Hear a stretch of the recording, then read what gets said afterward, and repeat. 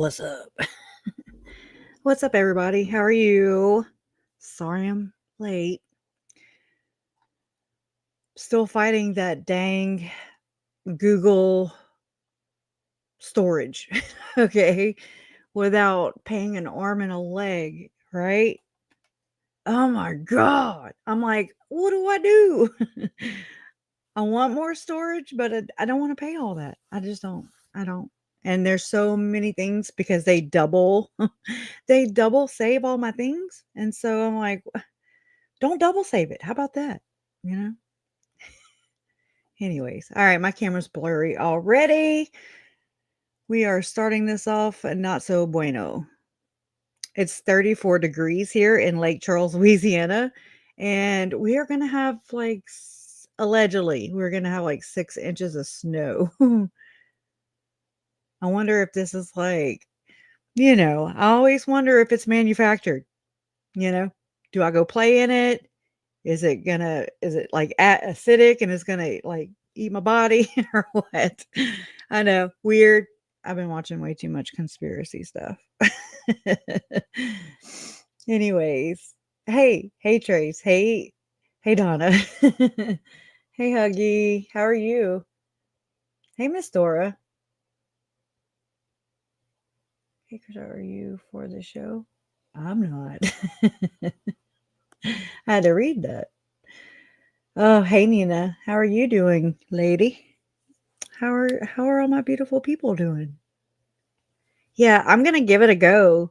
I just don't know the best way to do this. That's my biggest thing right now. It's just like, how do I do this?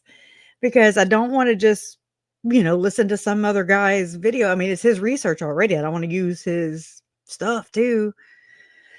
So I'm like trying to figure out the best way, but it is also stressing me the hell out. So it is what it is. I don't know. There's just no way to polish it. Hey, Kayla, how are you? Glad you're here. Um, how is it where you guys are? Is it going to be snowing? Is it a cold snap? Is it hot? Is it, some whatever. I can't even remember songs in order to quote them. It's a country song. Somewhere sunny and 85. I don't know. See what I'm saying? See what I'm saying? I don't even know why I try. Cold, no snow. Well, dang, Donna. 64 in Phoenix. What? Snow. Okay. Miss Dora says, I mean snow. I am, allegedly. Like I said, as long as it's not nefarious. Okay. As long as it's from God and not from the God wannabes, the God makers, lowercase, the ones we speak of here all the time. Oh my gosh, right? This is nuts. Hey, Angela, how are you? Okay, real quick. Remember those candy cigarettes? That's what that was. I'm lying. I'm lying. I would not eat any of it. Definitely not yellow, but definitely don't eat snow this year. Don't eat anything. It sucks to even eat the food, right? That I'm like, oh my God. So this has been so, the food chart, the pyramid, wrong. All the things are wrong. Unlearn everything, which is pretty easy to do whenever you learn that like everything is so bass backwards that you're like, okay, what's right? What's wrong? What's inverted? What's not? I'm not gonna lie. I'm a bit nervous. Energy for like the inauguration.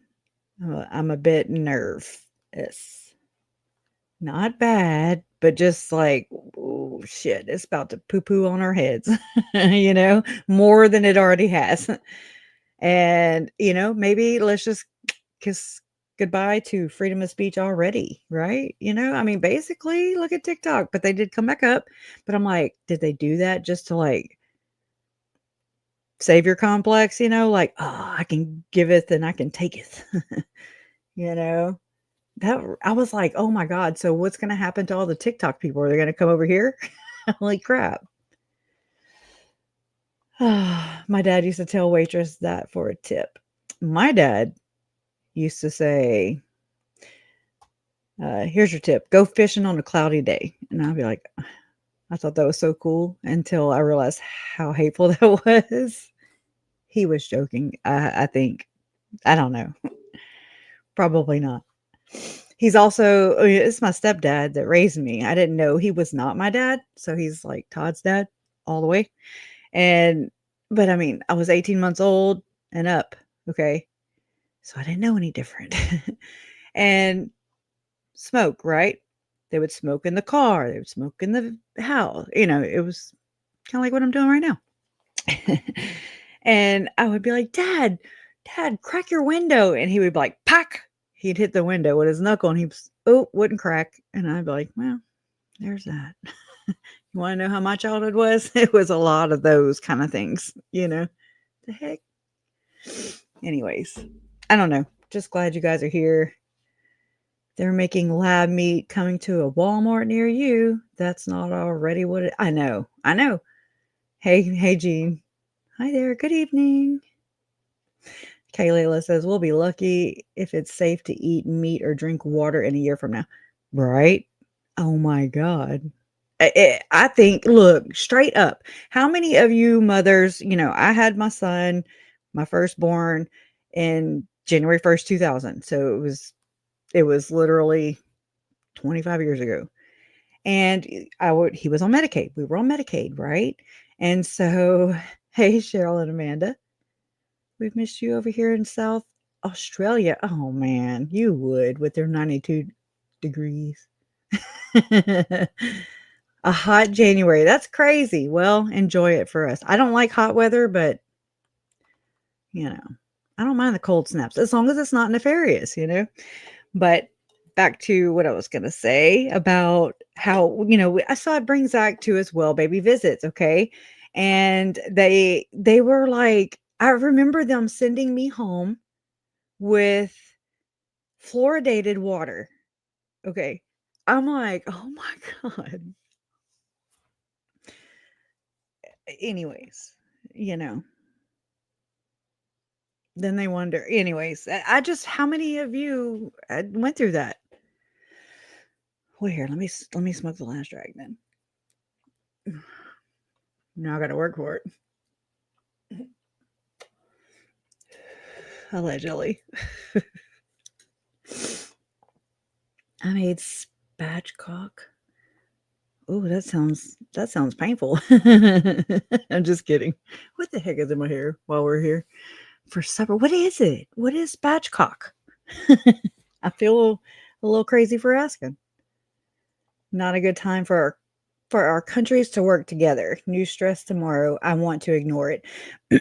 Well, today would have been Alex's birthday. So there's that.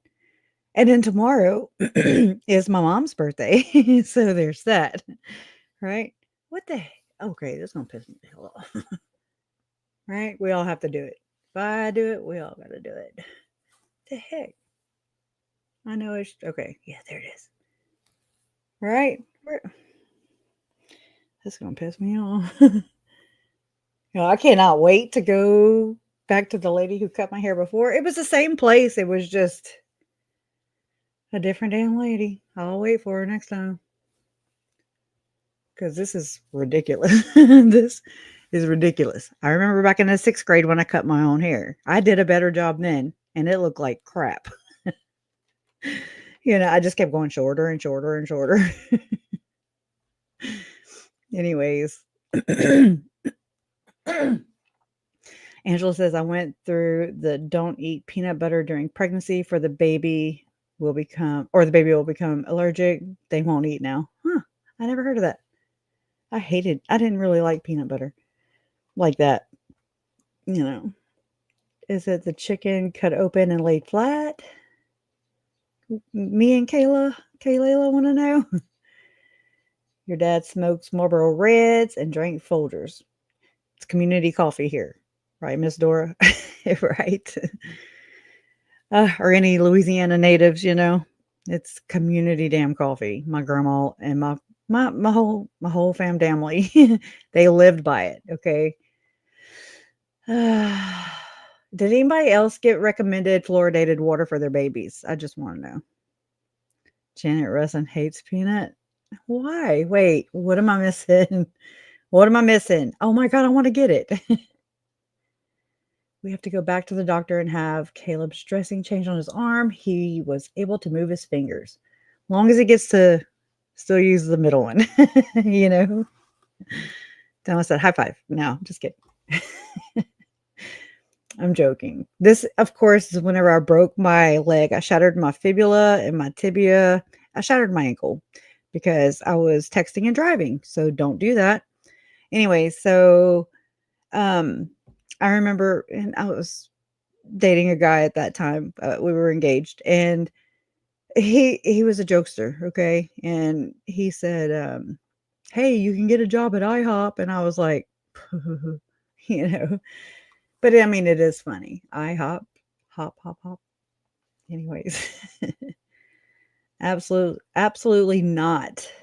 The only fluoride I ever gave my kids was their teeth cleaning. There's a lot of fluoride in that too. That if anybody eats toothpaste, then crap. It's crazy. Only community. Laugh out loud. Even Don Lemon said on his show, it's the best. Who's Don Lemon? Man, I am like, I cover a lot of ground, but I guess we cover different ground, and that's good. One of Janet's readings, she went hard on peanuts. She called them fungi and said no one should eat them. So does that mean we should? Because, it's always opposite. A news teller? Okay. Huh. Florida was in the water when I was a kid, if I remember correctly. Oh, fluoride. All right. Oh, it's nefarious. Well, hello. Oh, hey, Bewitched just showed my adult son a picture of Janet Cox. Jason's like Leatherface. Just saying. Witchy woman, right? Witchy. And I mean, I'm not trying to be ugly. Look, I got wrinkles going on right now. Okay. But I think so. I think it does. My bad. Tap water. I meant to say, doesn't it come? It does, allegedly. Who knows what else is in there, though? Sometimes mine here taste awful chemically, I don't really crave water that much either. So I don't even know if this is just me or if it's just, I don't know. But whenever I fix a glass of water, I usually don't put ice or anything because I don't care for all that. It just hits my teeth or my nose or whatever. Anyways, and like I'll like feel suffocated. I don't know what that means, or if it's just me and I just don't know how to drink water or anything else for that matter, or if I'm just a weirdo about it. But I feel, like it's just, I don't know, I feel claustrophobic. So I have to like take sips or whatever so that I don't overwhelm myself and freak myself out. I know. We all get smile wrinkles. There's something wrong with her. Oh my gosh. I mean, it is what it is.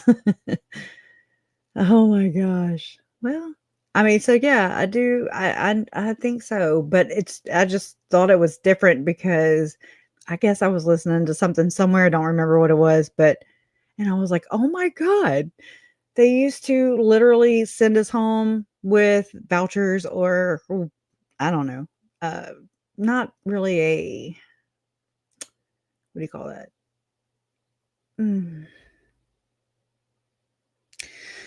Prescription, something like that, where they would say, drink more fluoridated water. And I was like, okay, thinking I'm doing the right thing. And, turns out we don't need all that. Our babies especially, right? I guess. I don't really know. But never smoked. She's a Mormon. Don't you know? You do? Okay. Good. I'm not crazy. I'm not crazy alone, at least. Y'all do? Okay. Wow. For years, right? Decades. Crazy. It's just interesting to find out all the things that they've lied. They've lied. I mean, there's just no way to sugarcoat that. And, what do you do besides, try to figure it out what's best, It's just crazy.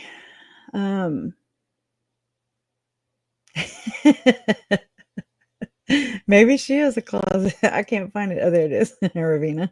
Right? I mean, I'm just saying. It's a neurotoxin. Henceforth, you're saving up on the fees and making medical money on the other hand, whilst keeping the people docile and heaven knows, right? It's just wrong. It's just wrong. All the different ways, right? I think, I'm not a health nut by far. I mean, I was literally just huffing on a Marlboro, okay? I'm not a health nut, but I do enough bad things, okay? I depended on information to be from my government to be like trustworthy, but it's not. And that's just sad. I'm disappointed. I don't know if that works on them. I'm disappointed in you, leadership. Anyways, y'all. And so I did a members only live stream for this last week. I don't remember what day. And it was my first time I earned one of those things underneath it. The blue. And it's like, to learn more about the Freemasons. I was like, well, I clicked on it and I started copying and pasting some stuff. Just saying. I mean, it was the first time, right? I earned that shit.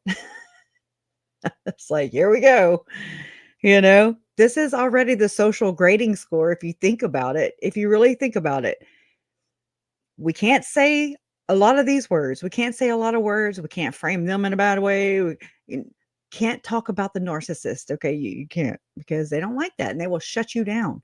They will dive. I mean, if they don't shut you down or ban your video or put a blue thing underneath it with information, as if they are capable of sharing informed information that's correct. No, they should be like, in my opinion, okay, thanks. Well, we should be able to pass on that, but no, we're not there. So that's something they're gonna have to earn back, in my opinion, but it doesn't seem like that's in the plans, but I found that very interesting. So, but they do like if I'm talking about just the case and just what are we going to do? What are we going to do if I just go over the information that we've been going over for the past 5 years, right? And I mean, not that it's not important. I do think it's important, but I've got to get this in because after Lori's trial adjudicates, after all that, after she's found guilty again, okay, and then again with Brandon, then this goes away. A lot of this goes away. A lot of the interest, a lot of, I don't know. It just is the time. Now is the time, right? That is not, that's I need to throw that away. Hey, Moonshine. 1:25 p.m. Monday in Australia. Well, happy Monday. I always hated Mondays. I'm a problem solver, so I'd call in on Mondays. No, I really didn't. But I was usually late. But only because anyways. Oh, man. Okay. When I really started to think about all of the content meant to radicalize people is never censored. Only the people trying to explain harm is. I have to think about this. Yeah. That's true. Like, you know how many people say unalive now, straight up, unalived. And I'm like, that is why, because we were trying to explain suicide because it's real, because it's a reality. And yes, we want to be sensitive, right? However, to whom? Right? It's crazy. It's crazy, but it's those things, or like saying murder. Okay, well, Lori is not charged and convicted of unaliving my family. She is charged and or convicted of murdering them, okay, and conspiring to murder them. And so therefore, change it in your damn courthouse, like change the damn language there. Don't. Because I mean, we could call it unicorn, butterflies, and marshmallows, and they'd be like, "Oh, you can't say marshmallows." It's crazy. You actually have a great, great, great aunt who was give what? Changing language changes its meaning. Exactly. I think so.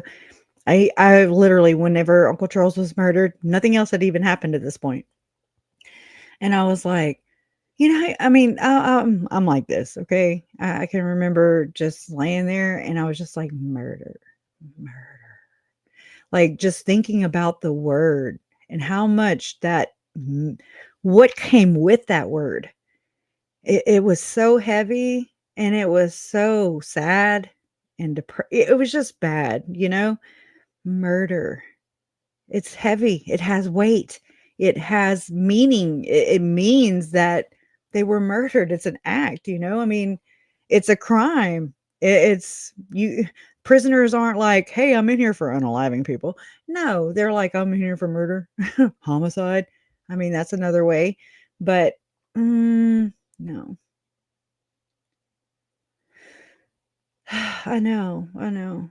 I don't get it. I don't get it. They should I don't know. I'm just not a fan of things that change unless I change them. So there's that. All right.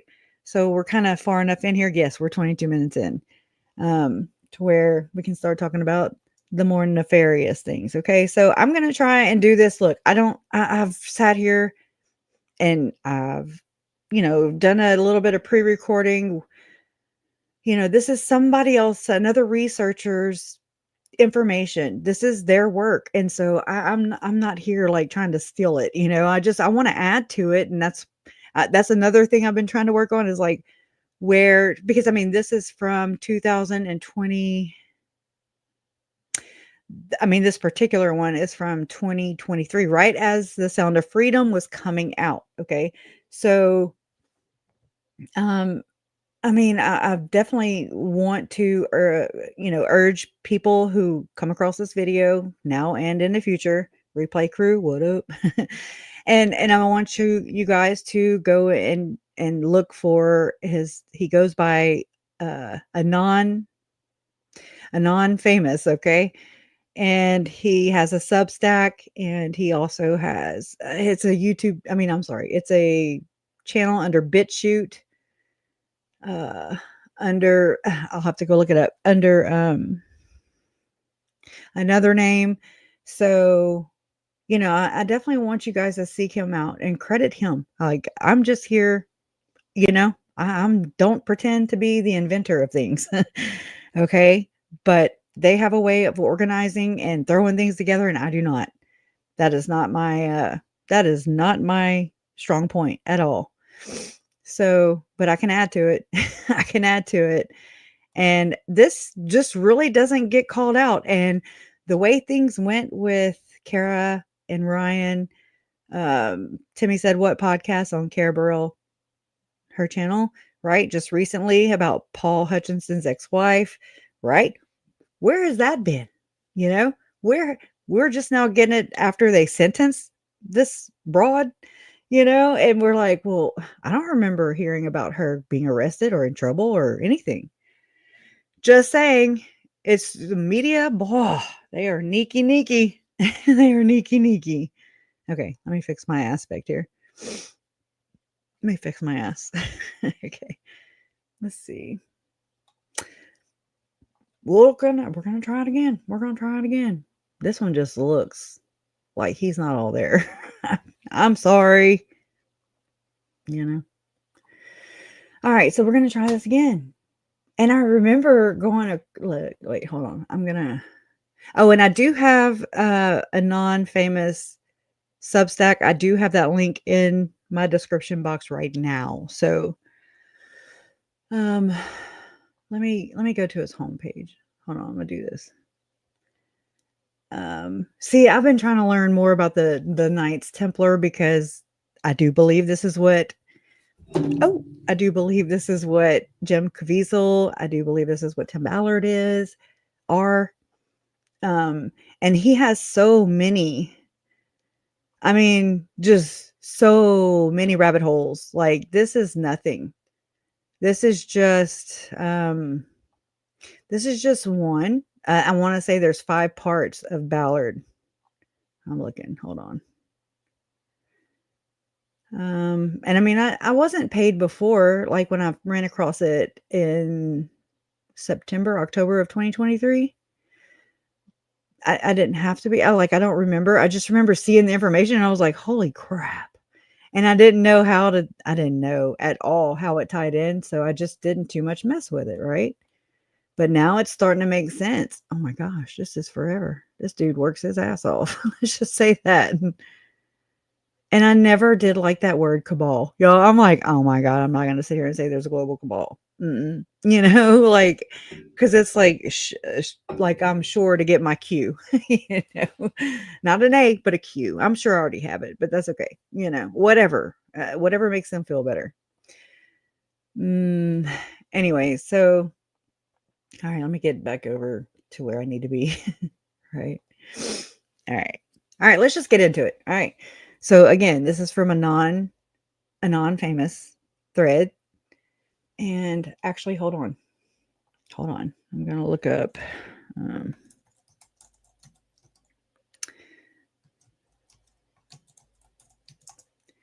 And I actually have a 20 or 25-minute video that's also not mine, but I grabbed it off of BitChute or Rumble. I'm not even sure.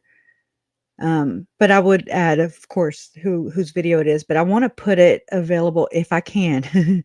It is the whole ADRENOCHROME word, you know, for the little kids. The Drano.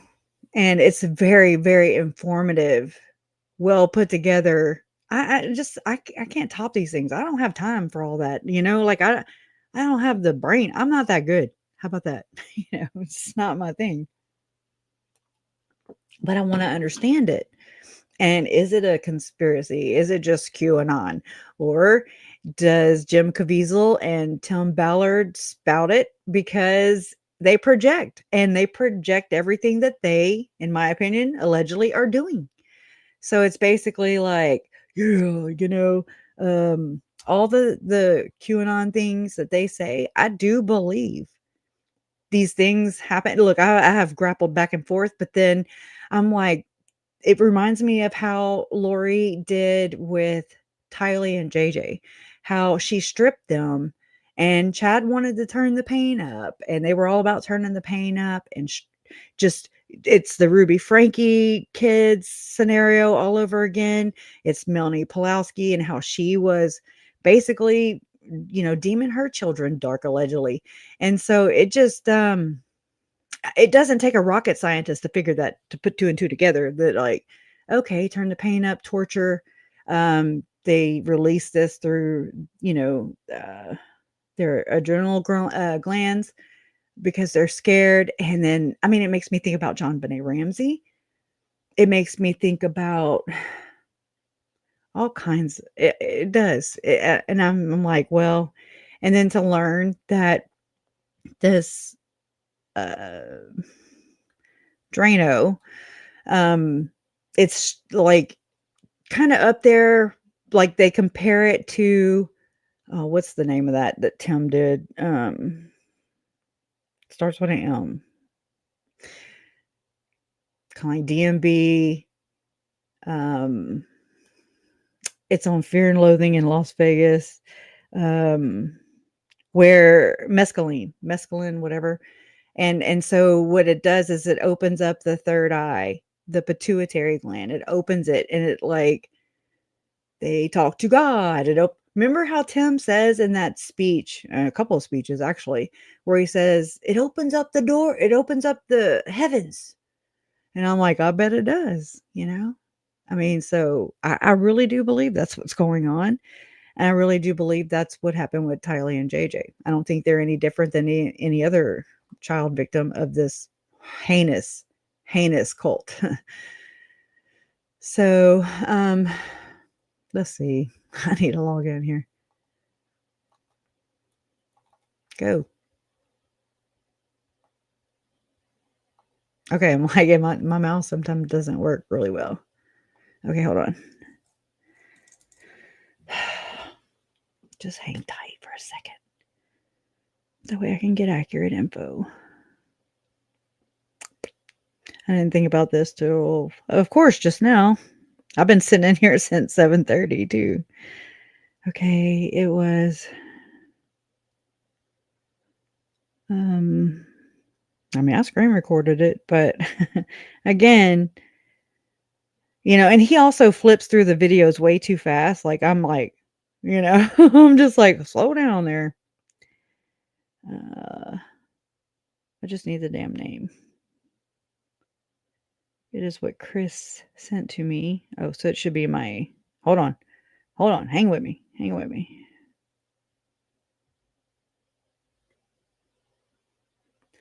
Move. What? Stop. Very sensitive.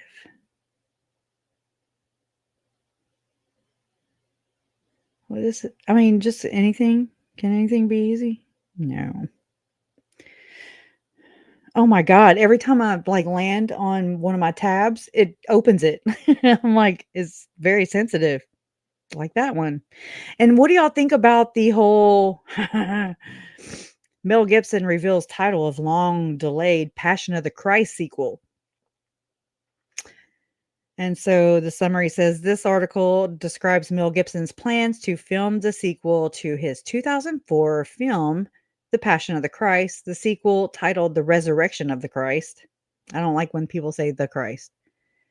First off, the sequel, I already said that, will be filmed in 2026 and will cover events from the fall of the angels to the death of the last apostle. Gibson also expressed his desire to have Jim Caviezel reprise his role as Jesus Christ, which to me, that's just another way to blaspheme, like they always do, in my opinion, allegedly. This pissing me off.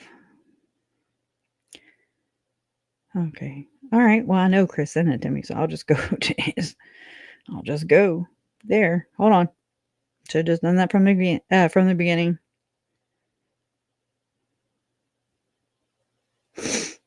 Okay. One more. Okay. It is The War Against You. See, I would have never thought about that.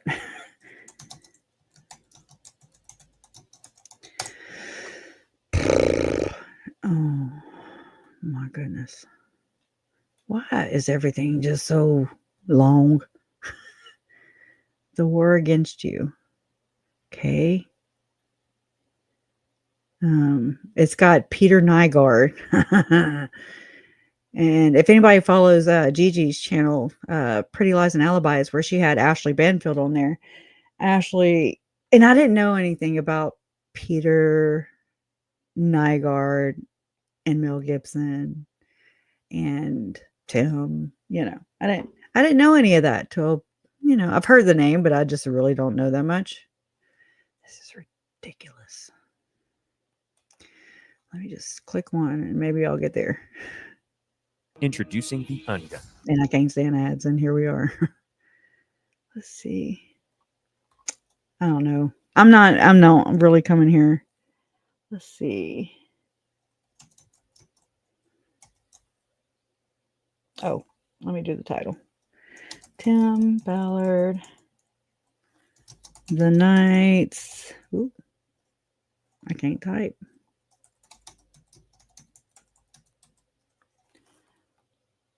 And the shocking ties of sound of freedom.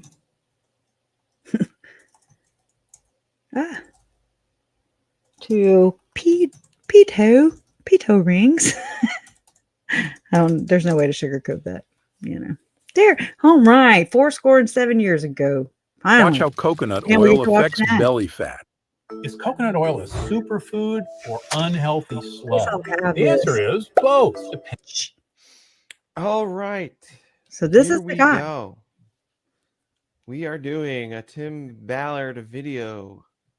And I got this idea from a bunch of people that were watching or that listened to my podcast and wanted to visually see the sauce and the stuff that I was, the videos I was talking about, the pictures. And so I'm just gonna do a video of my Telegram. And if a video comes up, I will have, I'll play the video and the sound will come across on screen and you guys can visually see it with me as I explain things, because I think this is the best way to go, honestly. Me too. For those of you that are not on my Telegram, really, Nina, and or are on my Telegram and are just are too busy. Tony Robbins on the island. Follow the information that I've been putting out there. Also, I have a cough, so if my voice starts going, that's why. So I'll be drinking a lot of water during this podcast or this video. It's like 2 hours long, so that's just this one leg. That's a lot. But anyways, this is the video that kind of opened up Pandora's box. Let's shut it. And this is the video where Tim Ballard says that Carlos Slim and John Paul DeJoria financed his film. And I did talk about this in my podcast, but I will talk about it right now. Can we just talk about how gigantic that is? Like, I don't know if a lot of people even realize. I know I didn't. But Carlos Slim is one of the wealthiest guys in the world. Not America, not of one country or another, the world. And he is very good friends with the Rothschilds, and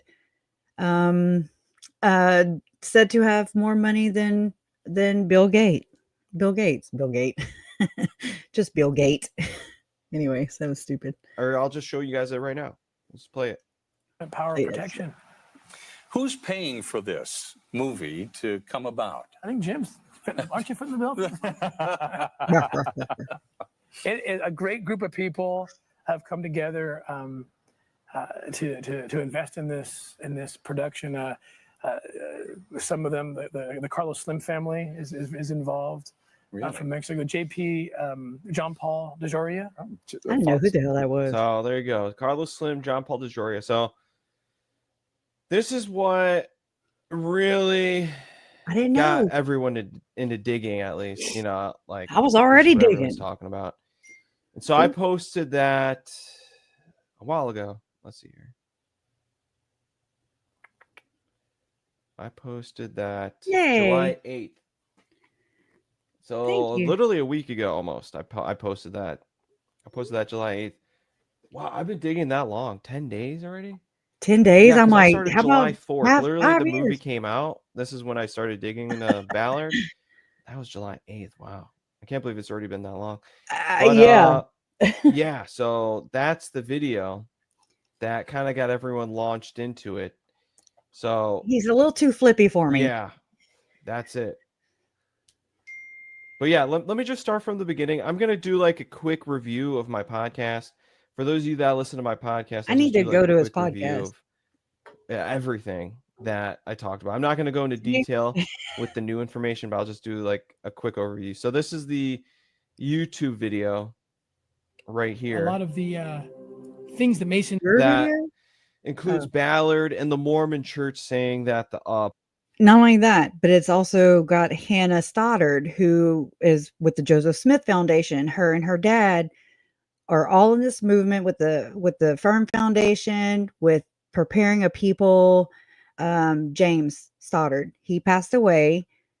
He passed away since Chad and Lori were arrested. Okay, basically. And then there's Hannah Stoddard, and she's a real winner, let me tell you.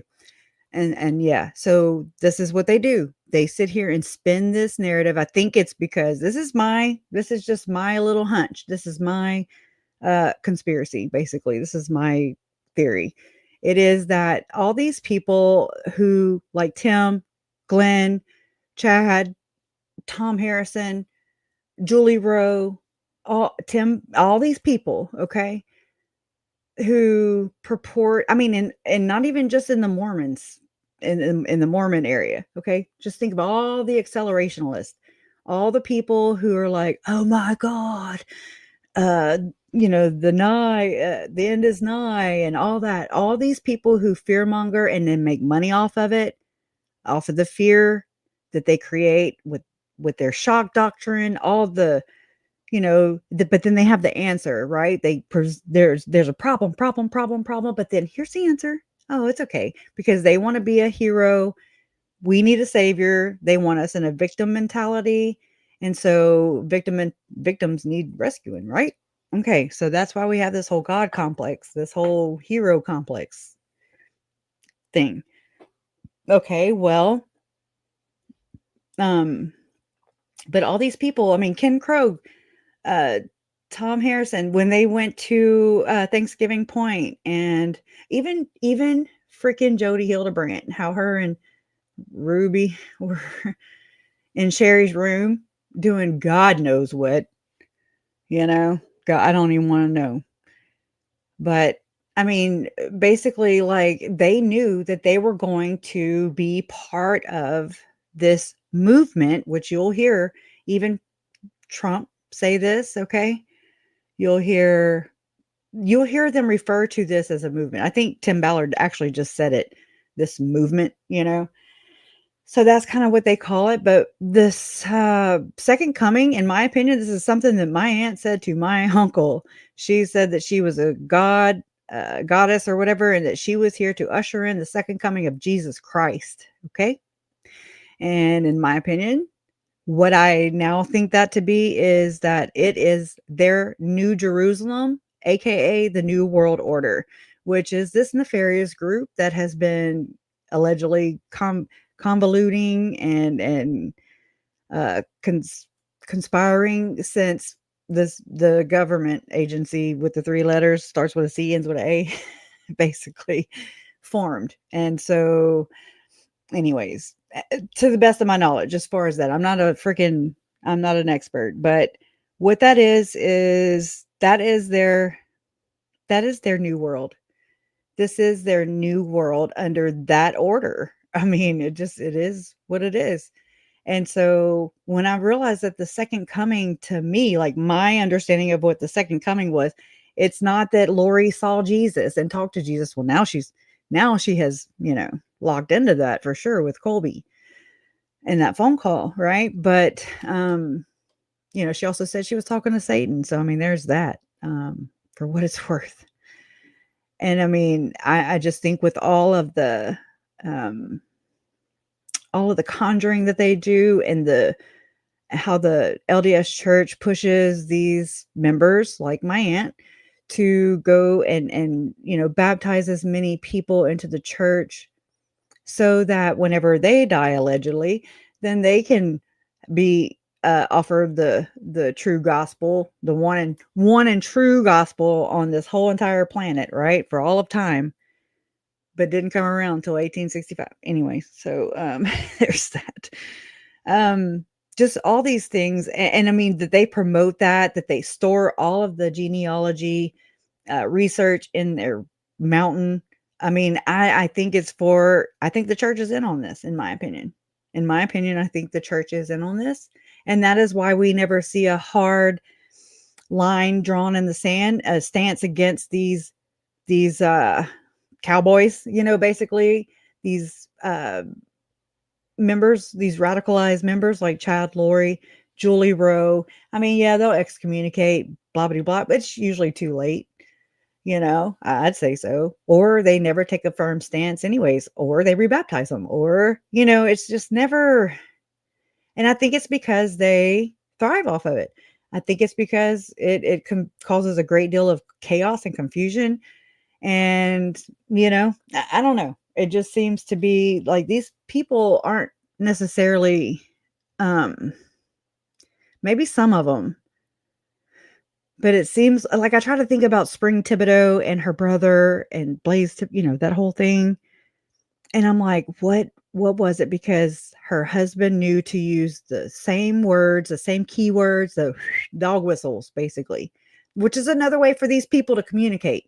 They communicate in plain sight, right here, right now. So it's just, I'm like, okay, we know that they communicate in plain sight. So I'm not crazy whenever I pick up on these code phrases or these dog whistles, the Constitution's hanging by a thread, or wake and arise, and all the things. Okay. I don't think that's crazy anymore. Used to, I did, because I had to change the way I looked at the world, right? Because I'm like, okay, well, how, if they're doing it right in front of me in plain sight, they brag, right? They brag all the time. So it's obviously something that I need to change the way I look at my world, right? At least if I'm looking for what they're up to, which is nothing but nefariousness. So follow the trail of doom and you'll find it, But it's really crappy because these people seem to be in the secret club and they have all the secret knowledge, or like Ken Krogh, and according to Sherston Stockwell, who was an employee for Operation Underground Railroad in the Davis County investigation that was investigating Operation Underground Railroad and Tim Ballard and friends back in the day. Now, hopefully they still are. And especially with that many more allegations that, I was not aware of 31, 32 more allegations against him. Boy, you are dirty. Okay. Allegedly. You're allegedly dirty. Don't be sending no cuckoo cracker killer spell. Okay. Whatever you say. Wait, what is it? I'm rubber, you're glue. Whatever bounces off of me lands on you. Bippity boppity boo. Anyways, I'm just saying, like, shame on them. According to Sherston Stockwell, they bragged about having this special intelligence, which is an interesting word, right? Intelligence. Not many people use that intelligence thing. Maybe prophesied, dreams, visions. And it's just so weird because I actually have caught Ken Krogh with the 2016 precursor, which to the 2019 whiteboard that Lynn Packer has, reported on. That, I mean, the feds were absolutely freaking, they were very interested in the 2019 funneling whiteboard meeting. Well, because of Chris, he sent me the link and we shared it here. It's in my members only. Just, I don't know how to handle it. If y'all have a better way of how to handle it, I don't think I can just put it out there because I don't want them to just wax it. You know what I'm saying? Because they will find a way. And it proves so many things. And I'll show it to you as soon as I shush. I'm going to shush. All right. A pentagram is good. So I'll just play this video real quick. Do are things that are very familiar to Latter-day Saints who participate in temple worship. And the question we have to ask is, why did this group, first of all, why did they possess them? And that's a mystery. There's a lot of theory behind it. There's a lot of people believe Tim that Ballard. the symbols and signs of masonry were preserved. This was posted 9 years ago. The days of the ancient Israelites and Solomon's temple. And that Jesus Christ himself taught these principles in mortality, and that they were things that were given to the apostles.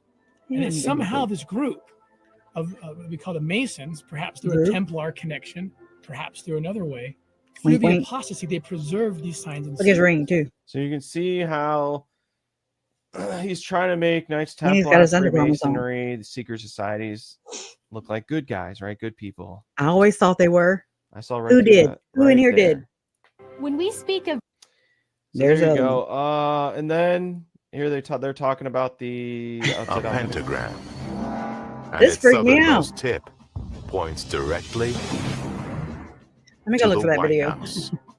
Latter-day Saints are accused of being Satan worshipers because some of our early buildings, the Logan Temple, the Salt Lake Temple, the Nauvoo Temple, all three of them have inverted 5-part stars on them. There are Wow. 40 on the Salt Lake Temple. Which is crazy. Every window on the Nauvoo Temple They is also an have inverted sun, pentagram the sun in a circle underneath it. surrounded by 3 stones at each of the 4 cardinal directions, 12 stones. Here we have an Oh, inverted southwest wind. pentagram surrounding the Nauvoo Temple, the temple designed by Joseph Smith, the prophet of the Restoration. Why would he put a pentagram on one of the most Because he was important a freaking early Mason. temples? The I pentagram don't know. is perhaps So now the oldest, so now because they're it trying- has those connections of light, See, divine here we geometry, go. healing and perfection. Of course it would be tied to Jesus Christ. That's what I'm talking about. That's what I wanted to show you. So they're tying the pentagram to Jesus. That's what I talked about on my podcast. That's the clip that I wanted you guys to see. And there you go. Yeah, pretty crappy. Uh, So while he does that, I pulled this one up, and it's just interesting, you know, that I was able to kind of pair these things up with a recording that was it was within the one of the lawsuits against Tim Ballard.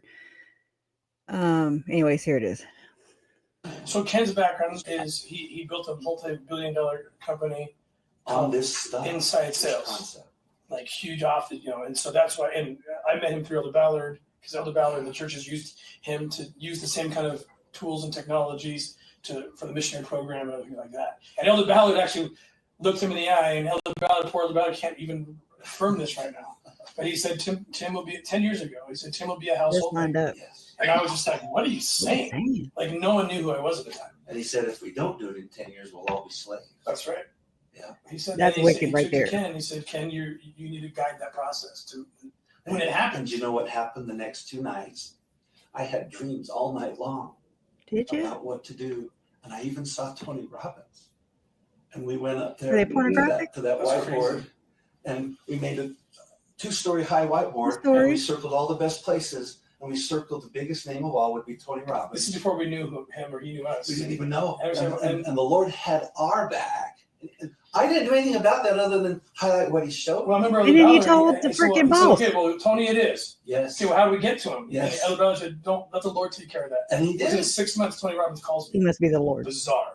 And already firmly committed, and that's where we're going, you guys. So, Young Single Adult Project, all that I stuff. mean, this all is just that. them talking. So, but what we do is we mimic the traditional model, and the traditional It's- model is you've got PR, which rolls to marketing, which rolls to sales, which rolls to customer support. Typically, the life of a leader. Well, I mean, it's here, just- this becomes This is the plan. This is the plan of saving quote unquote kids. Okay. It's disgusting.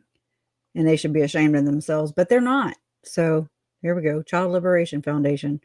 That would be Paul. So I'm just gonna breeze through this. I talked about Paul Hutchinson in my podcast, and yeah. So that's extra. this is the. Remember I talked about. See, he flips a lot. I can't do that scroll there. So I got the can't do the text really scrolls. large for you guys, but it's kind of hard to control. Yes. Okay, so this is the Joseph Smith seal I was talking about. It's called the Holiness to the Lord parchment. So you can see this is what he wrote down. This is actually stored or something. And so those are the what do you have? So we oh my have this God. symbol, The keys of that Solomon. symbol, right? And you're like, what is that stuff? Well, Some it's very this. dark shit. Prosperity seal of some Solomon. There it magic. is. Harmony seal. Right? We got those two. Here we go. Grant wish seal. This is the pentagram. This is the hexagram. Seals of King Solomon. This is what I was talking about in my podcast. So That's crazy, y'all. there you go.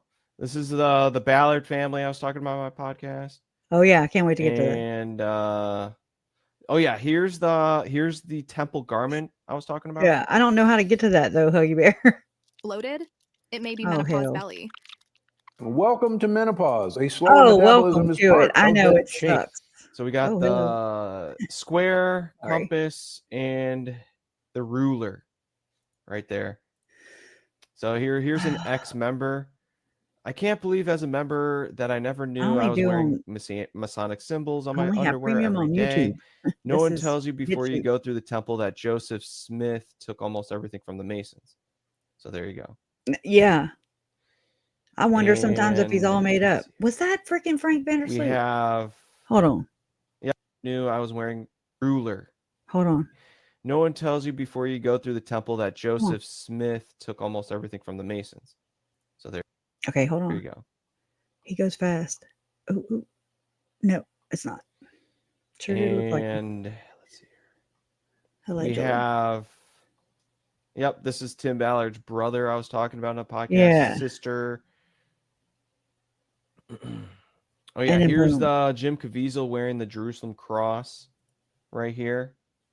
God, I wish I could get rid of this.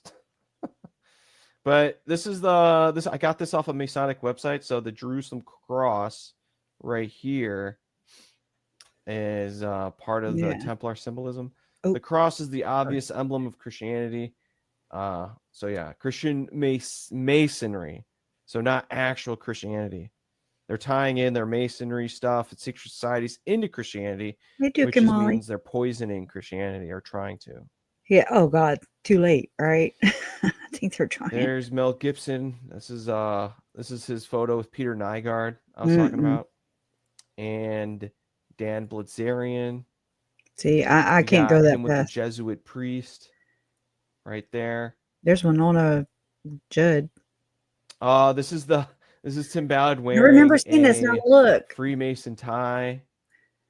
Oh, let me get the picture of that. Okay, see this guy right here? That's Matt, his little helper buddy. I'm just like, is he in the 3-letter agency and he was just and he's just screwing us all over with his stories of, I was, but then that didn't pan out, I don't know. I've gone back and forth with that because I'm like, I don't know. But he's always within a whiteboard, right? Can we just say that much?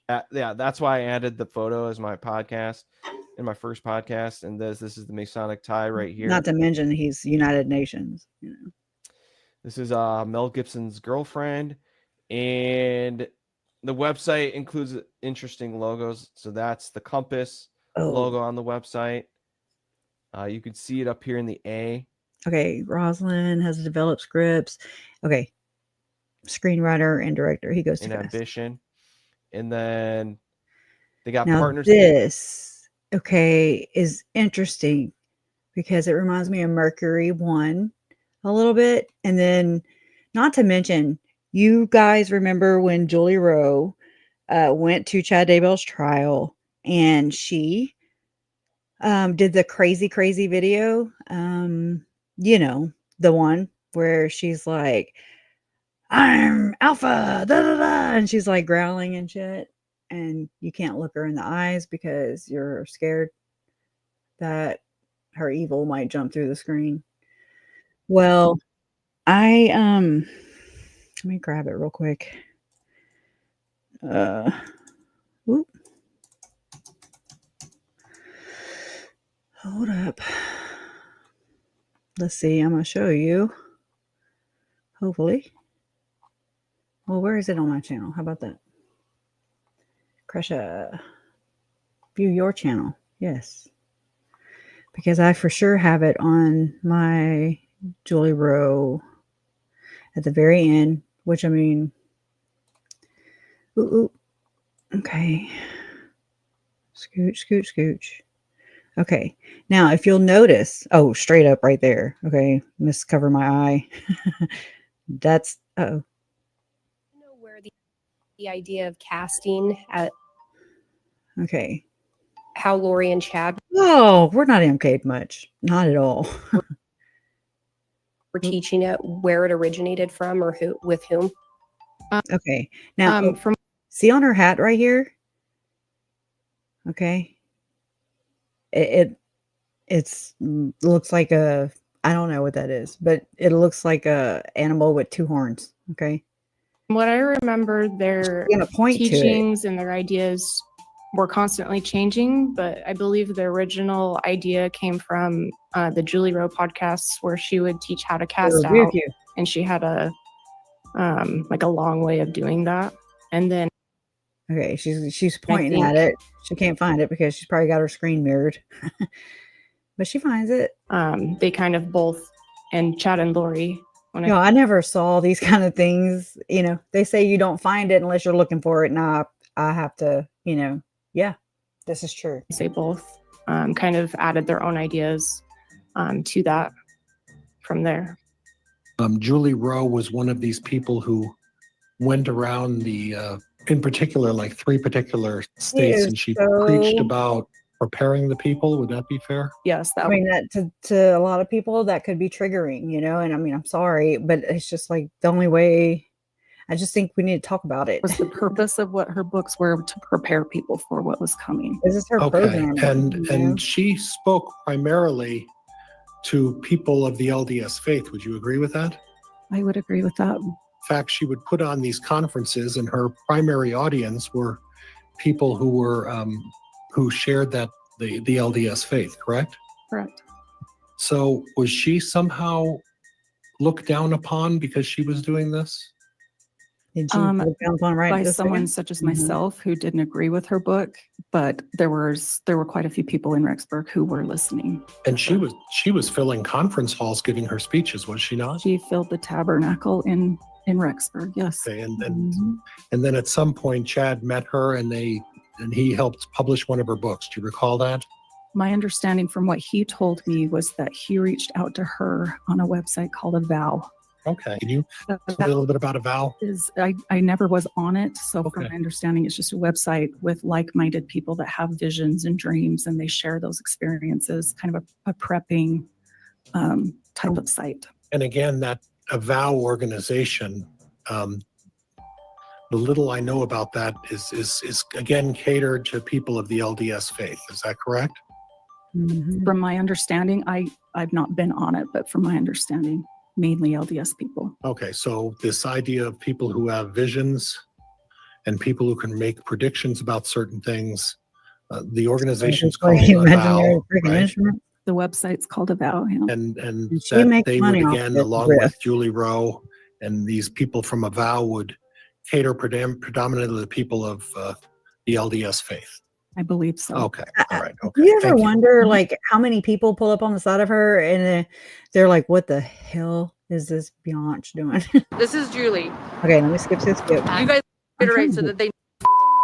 Oh.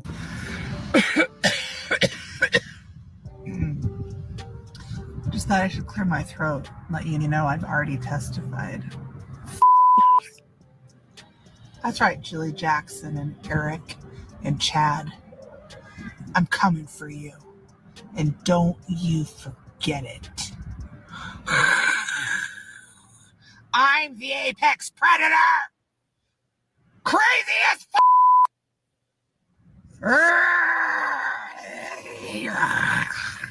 My God. My name's Julie Rowe. Actually, it's Julie Barnett. I'd like to thank my enemies and frenemies, true friends and family, for breaking my heart and crushing me to pieces. I hope you meet your maker and spend a day in hell. Okay. She's so sweet. I know. Somebody you can take home to mama. So I was looking for her real quick, but I see that maybe my computer is just not filling in all the blanks. But this is Liberty 89. This is something that Tom Harrison's part of. This is something that Tim Ballard, Sean Reyes, and a couple others. And then, of course, Russell Ballard.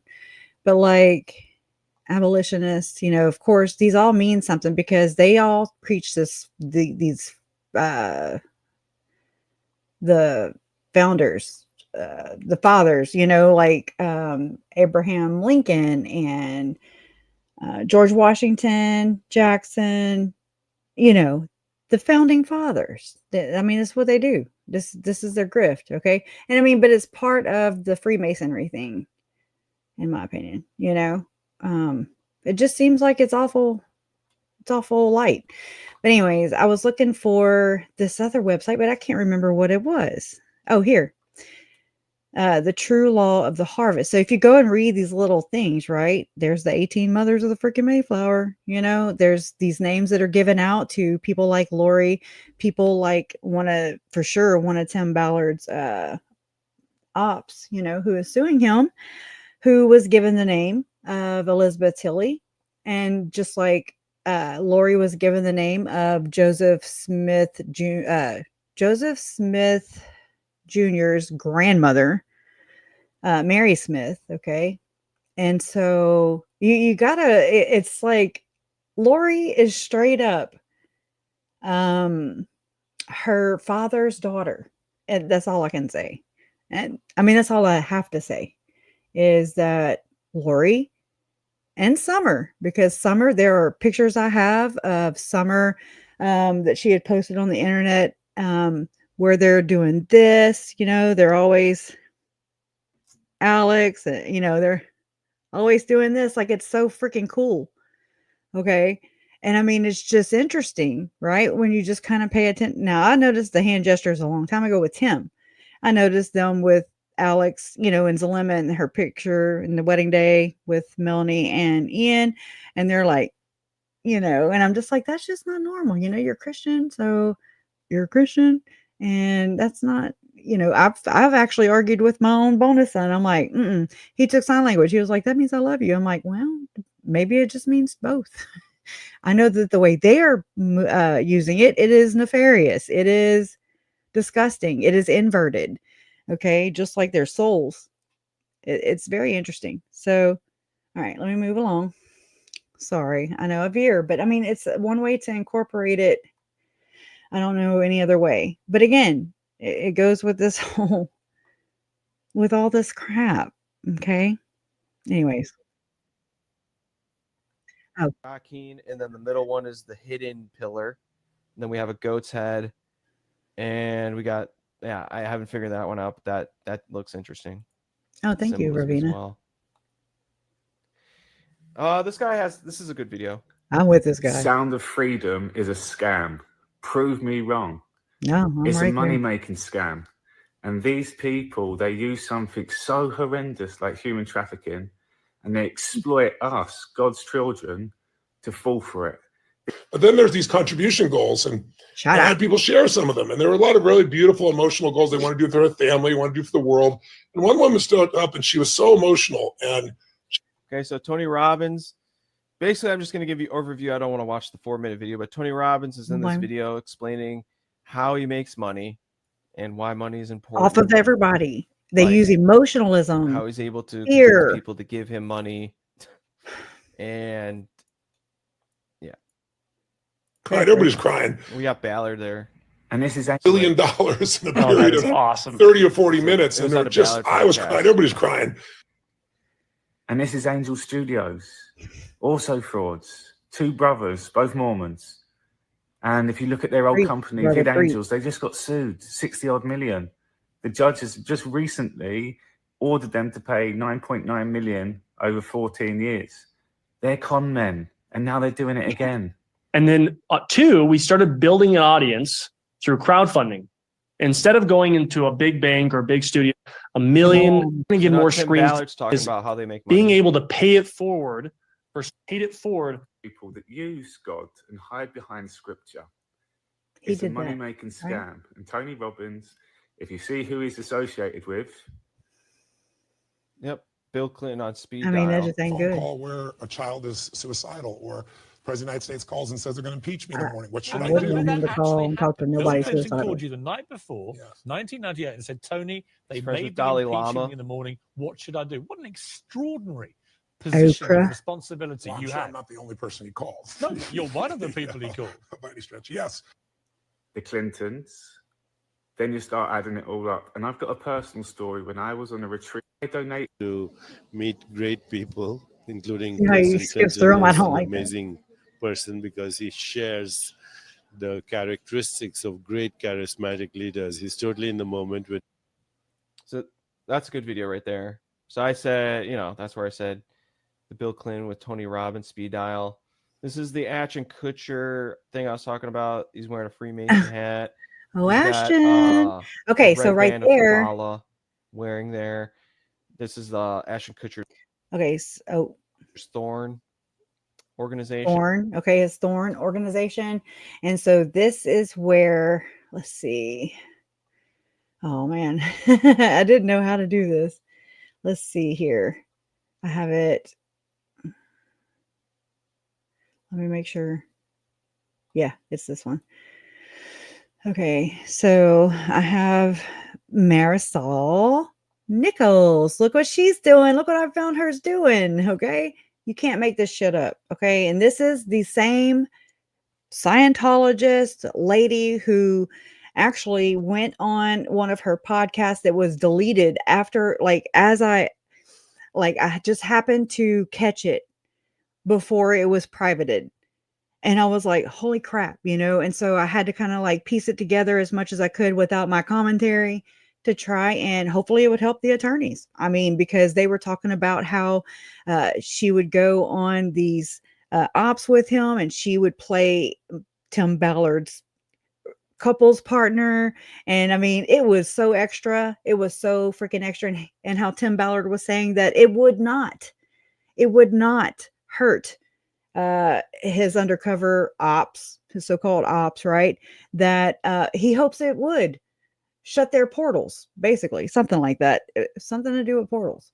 And anyways, and so very contradictory to everything else that they try and purport, right? So then with that, I found, so of course, okay, that's Marisol.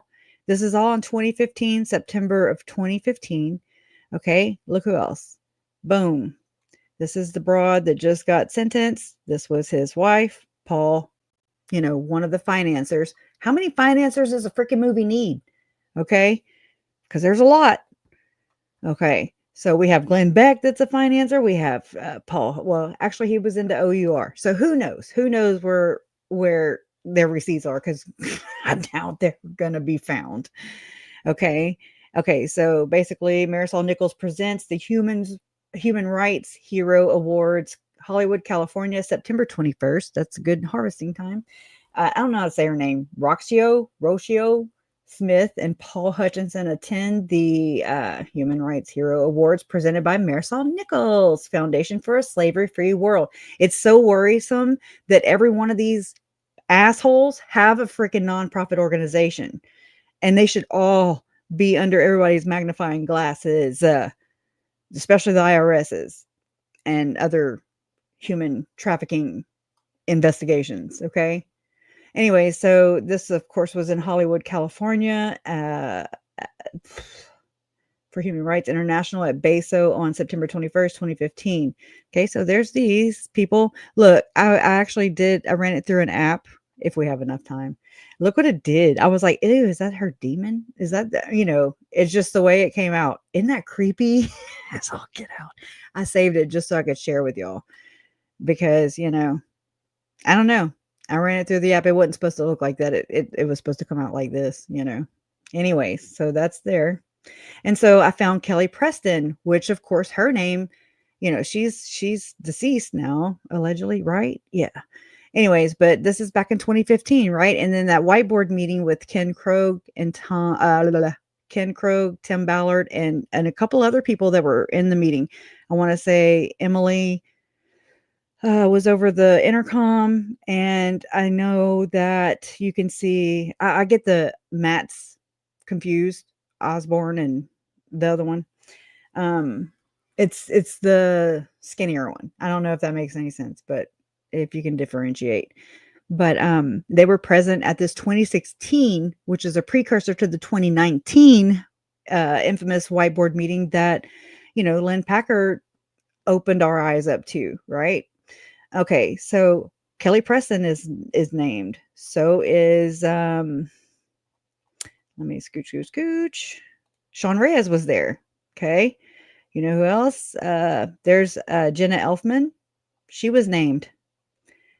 That's Marisol too. And then let's see. Then I have Well, I have a bunch of Knights Templar stuff. That's what I do. I just sit here and tinker around with things until I have a thumbnail. Okay, that's her again. Looking. Okay, there's Tim. Okay, how many of these do I have? Hold on. Oh, here's Terry Crews, was also named in the 2016 whiteboard meeting. So it seems like this went rather well. Had to have, because it seems like, there might have been some, business talk this night, and they were able to, like, Tim was able to engage with these different celebrities and see if he could get them on his side in order to help fund Operation Underground Railroad and his so-called ops. Right there he is. Where's his wife? Right at home with the damn kids. Anyways, there's Terry Crews. He was named, right? Okay, and okay, I kind of mix all kinds of things together. I really wasn't gonna show it, but I mean, these are just different pictures. Scientologist, right there with Ashton Kutcher, right there with Tim Ballard. They're one and of the same, basically. For real. Diddy, all one and of the same. Okay, my opinion. All right. Okay, so let me go back to here. And here's the board of directors of the weird organization that Tim Ballard's remember connected that? to. The Afghanistan World Connection. We got Henry Kissinger, Dianne Feinstein. Those two are pretty much, if those two are in your board of directors, it's bad. We got Tim Ballard right there. Thank you. All sorts of actors. Yeah. So very, very suspicious. Very nefarious. Oh yeah, See, and here's the video I was explaining in my first podcast of Glenn Beck. The generation of Glenn Beck. He featured talking him with Tim Ballard.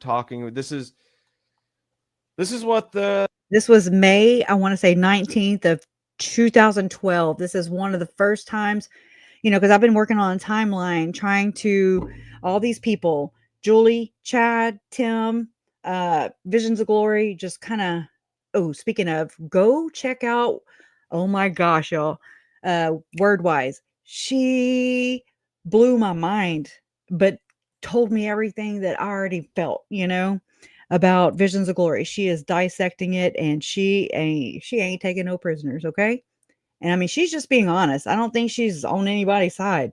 She's just doing her job, and I can't appreciate her enough. Please go show her some love, please. Wordwise. Hey, Kat, keep up the good work. Secret societies and Mormon Church are trying to push onto the nation. Listen carefully. Of the founders, and George Washington and the founders made a covenant with God, and it is allegedly it is the reason why we were founded, why we were protected, and why Israel was established. Now, Timothy Ballard has a with that being said, I remember watching a video earlier and saying, I remember telling Jason this, it was the Rothschilds, allegedly. I'm going to say big fat allegedly because, they own everything. So allegedly, according to a video, somebody else's on YouTube, it said that the Rothschilds said that they founded Israel. Okay. Or something like that. Has the book out, The Covenant, and it is a theory that you're not going to get anyplace else. You're probably one of the very few, besides David Barton and me, that get teary-eyed. Let me tell you about David Barton. David Barton, he shows up in Preparing a People conferences along with Tweedledee and Tweedledum here, okay, with Chad Daybell. Okay, he's from Texas, billionaire, more money than God. And so, anyways, you can do the rest of the equation there because they fit in, because this is what they do. Julie Rowe purports this whole, she touts all this founding father shit. Tim Ballard does. So does this one right here, Glenn Beck, who pretends like he's just on everybody's side. He's got a lot of people bamboozled, and we've got to you can't force anybody. Okay. You just have to kind of give them a grain of truth, you know, and just not a grain of truth. Give them a seed and, you know, try and get it that way, because Lord knows don't do any kind of intervention, okay? Because my Uncle Charles tried that. And, you know, sometimes the players are actually part of a whole different group, you know, that I don't know whether he was aware of that or not. But I do believe Barry is a Freemason of some sort, in my opinion. That's why we get the whole, you know, that they're the top 5% and everybody else is the 95% or below him, basically. And how Stacy died and how, you know, they ran to Hawaii, allegedly. I'm just saying, in my opinion, they ran to Hawaii to, you know, make sure that the family hitman, whatever he did, or if it was just to see it through, or maybe it was to initiate him. I don't really know. I'm not in that fucked up family. Thank you. Sorry, but I'm not, and you're not. And so thank you. And so whatever that is, for him, for Barry to, he said something about touching the hem of something. It's one of those dog whistles. I read it somewhere else, and I need to write it down when I find it again. But it's like a dog whistle to say, basically, you know, a little sacrifice, in my opinion. And so this is why I believe I got this story. I can't confirm it, and I doubt Barry will be like, yes, I did do that. You know, I doubt he'll corroborate this, but I was always heard from the very beginning that Barry went along to St. George, along with Janice, along with Melanie Boudreaux, along with Melanie Gibb and Lori and Summer. They all went to St. George, Utah, that dreadful October 26, 2018 day, where Chad and Lori met for the first time. And it has been alleged, I have no proof, this is just hearsay, that, you know, Barry gave his blessing. And I think that's shitty, but that sounds about right. If, you know, you're a Mason to a Mason, or whatever the hell they are, secret club to secret club. Just saying. I get Shame emotional. on him. And then what happens? Look It's at not that over ring. yet. George Washington comes out and takes his oath, raises his arm to the square in the fashion of a covenant maker, and places his hand on the Bible, but not just on the Bible, but Where's in the the Bible? Bible. Where he placed his hand is nefarious. Told the world and the nation that he understood the covenants of Israel, and that he understood this covenant had been imported by the founders into the United States of America. He couldn't be any prouder of little Timmy there. Okay. He probably is like sponsoring him or whatever. And Tim's lying through his damn wooden teeth, in my opinion. So there you go. And then, yeah, like I said, the government of the United States is no way in any sense founded on Christianity. You just have to look at the Treaty of Tripoli, where I heard of it. That's literally what they implemented in the law. I talked about all this in my podcast. I'm gonna have to go but listen to it. yeah, like I don't want to get super into it. Here's the video I started out with, where they talk about the financiers, Carlos Slim and John Paul DeGiorgio. Here we go, y'all. And we got Carlos Slim close to the Rothschilds. So we got Slim here and the Rothschilds right there. Slim Shady. And here's a video of Trump talking about Carlos Slim. Largest shareholder in the Times is Carlos Slim. Now, Carlos Slim, as you know, comes from Mexico. He's given many millions of dollars to the Clintons and their initiative. So Carlos Slim, largest owner of the paper from Mexico. Reporters at the New York Times, they're not journalists. They're corporate lobbyists for Carlos Slim and for Hillary Clinton. So there you go. Carlos Slim, Trump talking about him, talking about how he knew he was the largest shareholder of New York Times since like 2016. So he knew something was up with him. And there's the photo of Mel Gibson and Carlos Slim's son. A lot of people in my Telegram chat keep telling me, oh, it's Carlos Slim's son that's financing the film. It doesn't matter. I'm with him. Same family, same money. Doesn't matter. Carlos Slim, whatever his son's names are. Slim, Jesus right there, it looks like. Same family. Okay. Now, I don't know about this. This is Here we weird. go. I'm pretty much. I just went over everything from the first podcast because we're at Do your own Tim research. Ballard's. So this is the actual police report, including Timothy Ray Ballard, who got convicted in Arkansas, right? I don't know. I just don't know There's the yet. photo of him, date of birth November 17th, 1970. So this, in my Right. opinion, this is Remember the about real Tim Tim's Ballard. boneyard? Okay, the one that we all know and love. Not love, but no. And so here's the video This is of crazy. the overlay. Okay, I don't know if you guys can see. I got the fucking chills right now. I want to show you guys something. I'm probably about to It's seriously too. freaking me out. Okay, everybody's talking about this Tim Ballard I know, guy. Billy the And Beast I is just good. happen to have Okay. a little bit of Photoshop skills because I use it for work. I want to show you guys something. I found it. This This is just is blowing my crazy, mind. though. Watch this. Okay, let's adjust this layer. Watch how well this lines up. I can't. My hands are like shaking because this shit's freaking me out, dude. Okay, watch this. Just saying. They line up fucking perfect. Even his shoulders line up.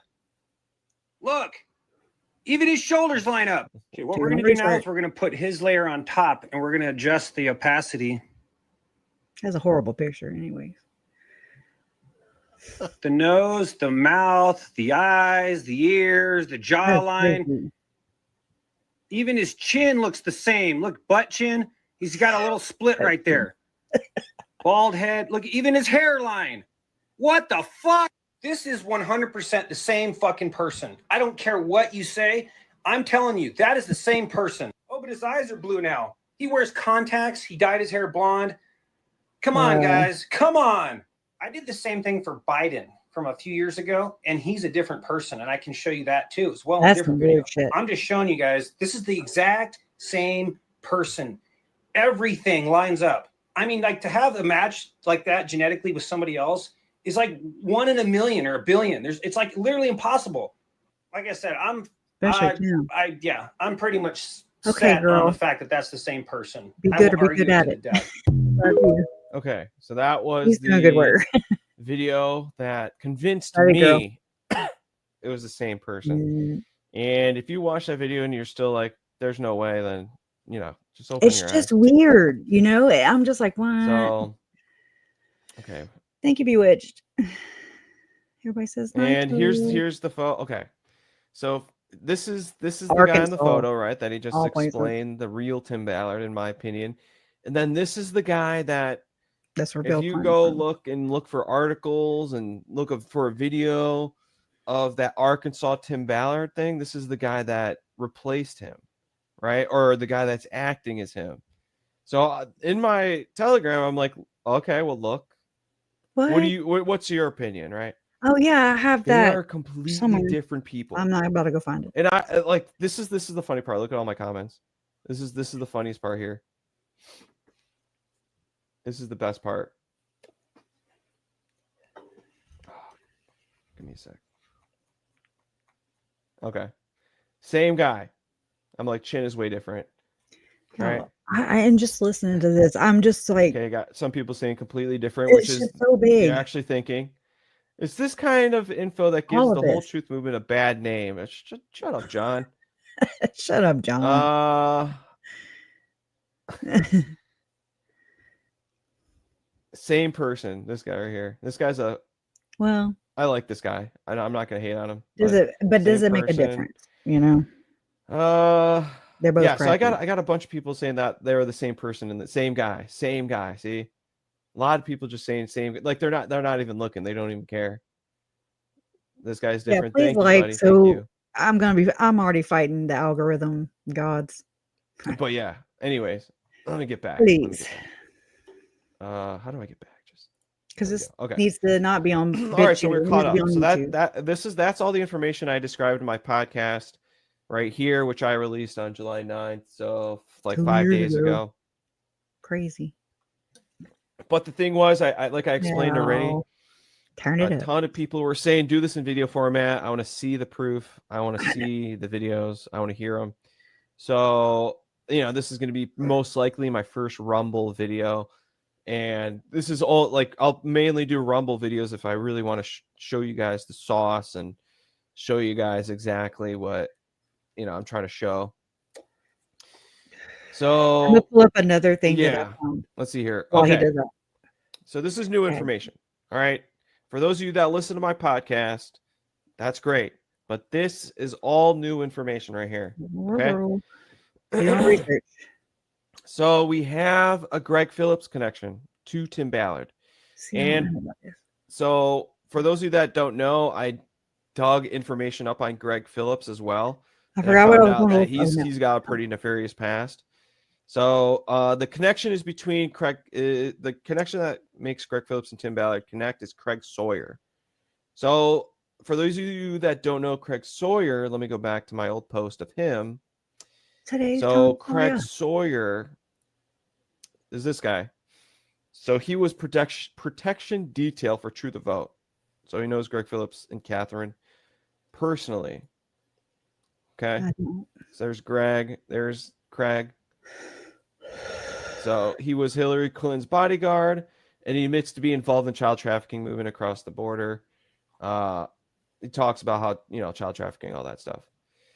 But the thing about him, you have to realize when we did digs into Greg Phillips, is he's connected to, not only he was a personal bodyguard for the Clintons, but he was also a personal bodyguard for McCain, Rumsfeld, and even Sean Penn. Okay, and on that note, I remember a long time ago from the Doomsday Facebook group, they had pulled together that Jason Mao, he took a picture with John McCain. Okay, for what it's worth, at a Preparing People event, it looked like, or one of those things. So, anyways, just throwing that in right there, the little tidbit. Okay, I'll find the picture. His daughter made like a tweet. If I don't do it now. And it said, I can't believe my dad is best friends with Sean Penn. And if you guys know Sean Penn, he's like super into humanitarian efforts, especially when Haiti was going down. So yeah. So let's go back. So keep that in mind. We have Craig Sawyer, right, connected to Greg Phillips. Now let's watch this video right here. Craig Sawyer created a film called Contraland. And in the film, it has Tim Ballard and Operation Underground.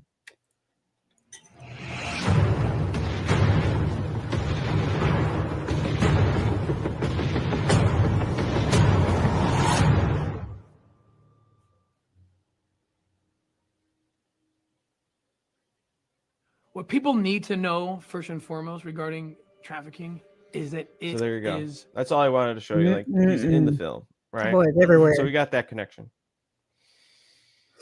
Here, so now, so just keep in mind, I'm going to be going all over the place. It's okay, boo. It's not all this information I found on my Telegram isn't very organized, but this is just raw information. So if I'm bouncing around to one guy, to another guy, to another topic, to this topic, it's just, this is the information that was dropping on my channel that everyone was digging on at the same time. So, just bear with me here, but you're going to find out a lot of interesting stuff about these guys. So I ended up finding this information on Breb's channel, but they didn't actually go to the website and do like a nice little circle or square around it. So in the square, we have Timothy Blaine Ballard, Paul Hutchinson, and Sean David Reyes. And they are considered Knights Templar. And this is the official Knights Templar website that has these guys. And this is an article that's stating that these guys were like, they got initiated in 2015. Ballard. So this little cross here next to their name means they're legit Knights Templar, all these guys. And the Templar and this brings up another point. So you guys remember the middle name in the, in the photo of the police report. So this is Timothy Blaine Ballard, and the police report, the middle name's different. Ray. So a lot of people that have been trying to convince me otherwise, that it's a different Ballard. I just say, well, you have to think about it this way. I'm sorry. I hate that thing. Anyways, I was like, oh my God. So his dad's name I said was Ray. And then I was like, wait, no, his dad's name is Dennis. And then my stepdad's name is Dennis Ray, right? And then I was like, oh, okay, I'm just mixing the two, is what it was. So, I mean, I was like, oh crap, Dennis and Melanie Ballard. And I bet you there's some Anderson in there because Tim's brother, does some kind of work. We'll look at his thing one day, his little resume, so to speak, how he works for Ballard Anderson something, trucking, or I don't know. I don't remember. But I'm like, telling you they're related. I'm telling you they're related. And because just that whole volunteering of, oh, no relation. Just, I look at him like a grandson and I look at him like a grandpa. No relation. Tim Ballard was in the government. He was a special agent. It was most likely a big cover up. They changed his middle name. They changed the guy. They added a cover up story. I mean, Lynn Packer had uncovered or alleges that Tim Ballard didn't graduate summa cum laude or whatever the hell all those fancy names are, or just there's things around like even his education that didn't really track. So I don't know. Let's just do some more research into that. And so you're probably asking why. Well, why don't they just change his whole name, right? Well, it's because they wanted to tie Ballard with, they wanted to tie him to being an ex-government employee that worked at child trafficking, Timothy Ballard. They wanted to tie that Timothy Ballard to Operation Underground Railroad, right? They wanted people to be like, oh, okay, so this guy is like super government special agent Tim Ballard. Oh, he's running this organization, and so he already had a name for himself, but he got caught for sex. I think he got built. He's a sex offender. Both But of so how are they gonna create something so people don't really dig into, him being a sex offender? Well, let's change up the middle name. Let's do a cover up story with a random dude that looks just like him. I don't right? know. It's easy. Like that was the government cover up for sure. But the thing also, like I said, there's Paul Hutchinson, who's an executive producer for the Sound of His Freedom, ex-wife, who also used to work for Timothy Ballard convicted. in Operation Underground. Sean David Ray is Attorney General of Utah, and they're all buddies. Those three are all buddies. Like he really promotes Operation Underground. Like he's a big investor as well, and he does a lot of cover upping for them as well. So they're all Knights Templar. Boom. Right. They nasty. And now I bring back Greg Phillips, because if you guys remember this tweet, this is Greg saying Templar Code of Honor. Like, why even put that in his not tweet, Volunteered. but truth? It's because he's most likely a Knights Templar. So there you go. This is an email I got from someone talking about their feelings about the Sound of Freedom and how they feel about it. He said it felt like the makers of this movie were flaunting to us how huge and impossible it would be in trying to dismantle this network. Money. Even Tim Ballard only got 2 kids after giving it his best try. Also, how and they I are think so that's huge just, they can actually show you what they are. My opinion, the way it looks, I swear, and I hope I'm wrong, but it just doesn't seem. I don't know. To me, it just seems uber egregious. The way these people will go and adopt children and like flaunt them as if they are the latest Mormon bag. It's gross. It's gross. It's not like the latest toy or whatever. And to me, I don't ever see Tim Ballard posing with his little white children, okay, on all these flyers and these movie covers and promos and stuff. No. He always has his adopted children from Haiti that aren't, they call him Papa Blanco or Blanc or whatever the hell. It's to me, these people exploit every aspect there is. Look at Julie Rowe and how she now I see it. I've been trying to figure her out for years now. A lot of you had her figured out a long time ago. For me, I mean, I was just like, yeah, I don't trust her, but I've listened, I've tried to pick up what the hell is she putting down, but then these things, and I mean, I'm talking as of late, like I even contacted her right before Chad Daybell's trial, was just like, this has to affect her too. I'm gonna reach out, hoping to open the damn door, right? Well, not to any nasty witchcraft or anything, but unfortunately, that's what comes along with Julie, in my opinion. So whenever I did that, she reached back out and she was like, "Oh, thank you." No, no, no, no, no. And then she sent me like an email that was like, it was some weird, it didn't make sense. Okay. It was nonsensical. I didn't even attempt to read it. And it was just like gibberish, baby talk, whatever. And I was just like, and then that's when I was like, I'm done with her, and then come to find out what she did, went up to Chad Daybell's trial, left all pissy. And then we got that video with her MCAN. Okay. And doing all the little signs and symbols. Okay. And so, I mean, I gave her the benefit of the doubt. I did. I tried.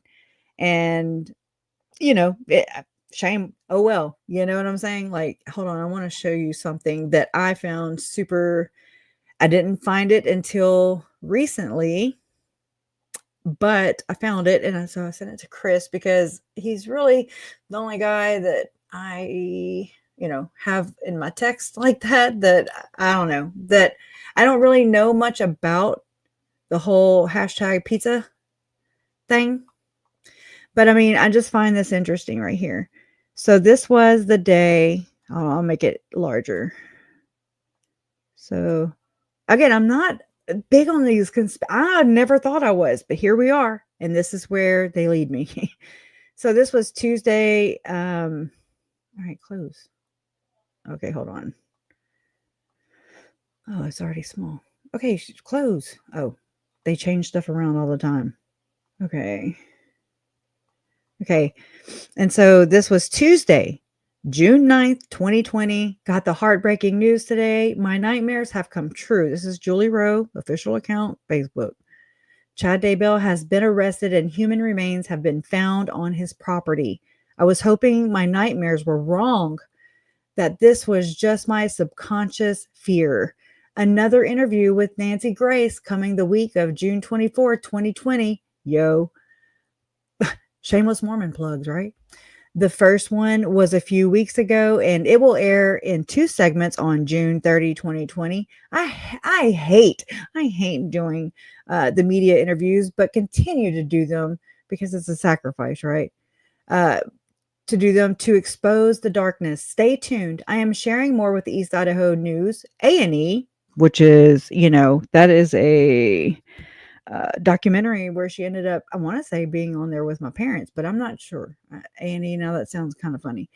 Well, they were A&E. Okay, Nancy Grace, police, and FBI. I want justice served. My heart is broken for Tammy, Charles, the children, Kay and Larry, and all those who have been injured in any form. My heart is breaking. Feels like it's being crushed. All right. Do you notice anything about the picture? I'm going to go to the comments and see what you were saying. Anybody notice anything that I didn't notice at all until the other day? And this is the picture she chose to make a wide public statement. Yeah.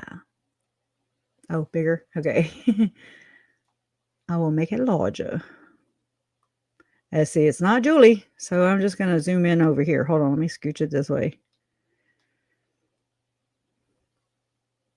Pizza? Oop, I didn't mean to do that. Pizza. This bitch. Okay, I'm just being honest. This bitch went and stood in front of a pizzeria to make this tragic post, right? which is shitty. Look, page created. Oh, that's this page. Never mind. But yeah, Tuesday, June 9th, 2020. Oh my God, I just have to do all this Mormon work, just gotta hustle, hustle, hustle.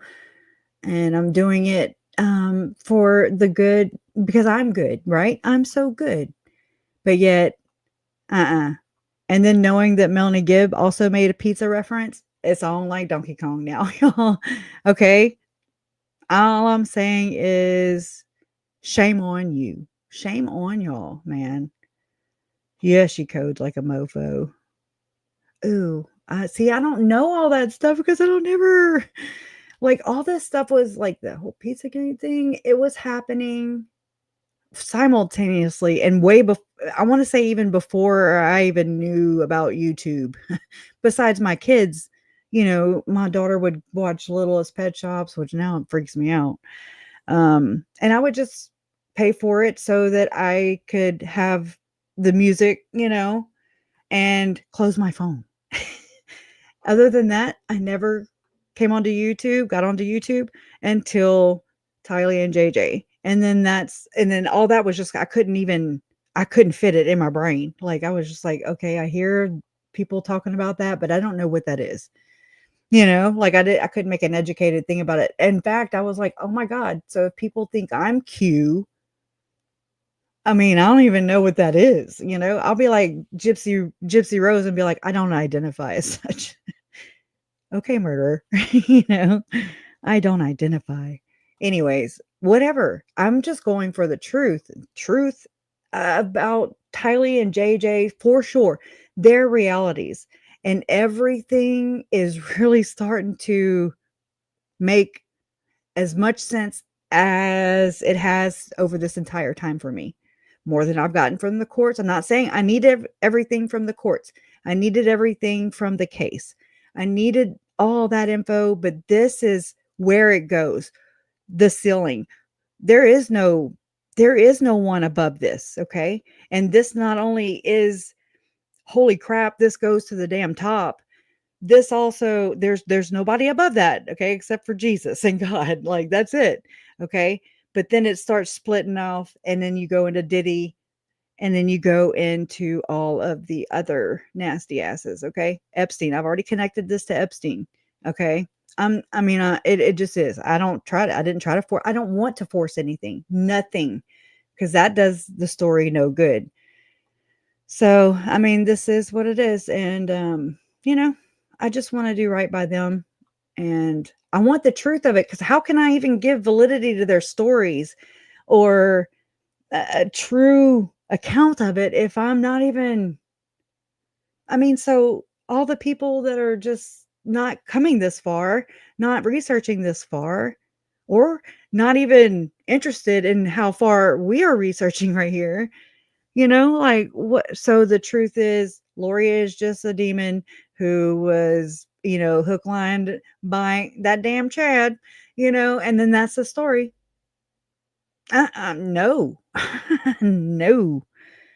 I don't know. It bothers me a great deal. No, this is nasty and it's weird. I'm right there with you. It's nasty and it's weird and it's just demonic. It's the worst of the worst. But this matches all of that other shit that Lori and Chad did, that Ruby and Jody were doing, that David Hamblin and Gordon Bell, all these assholes, what Diddy is doing, what's going on. And you want to know who finances it? Here it is, Anyway, doing, and there's nothing you can do about it. Just like what they're doing in the U.S. government, Biden puppet idiots holding offices that actually are not qualified. They played the public by hyping up this movie to red pill the public and convince people something is being done by others so they can relax. But in actuality, it was a ploy to make money and taunt the public. And I asked them, I'm like, can I post your email on my Telegram? I'll have to go look it up. And he said, sure. I took some pictures off this. So I got information about the OUR Money. grants. So these are their grants here. So you can see there's a bunch of adoption expenses. You see where it says adoption dream? Services, humanitarian services, kind of sketchy.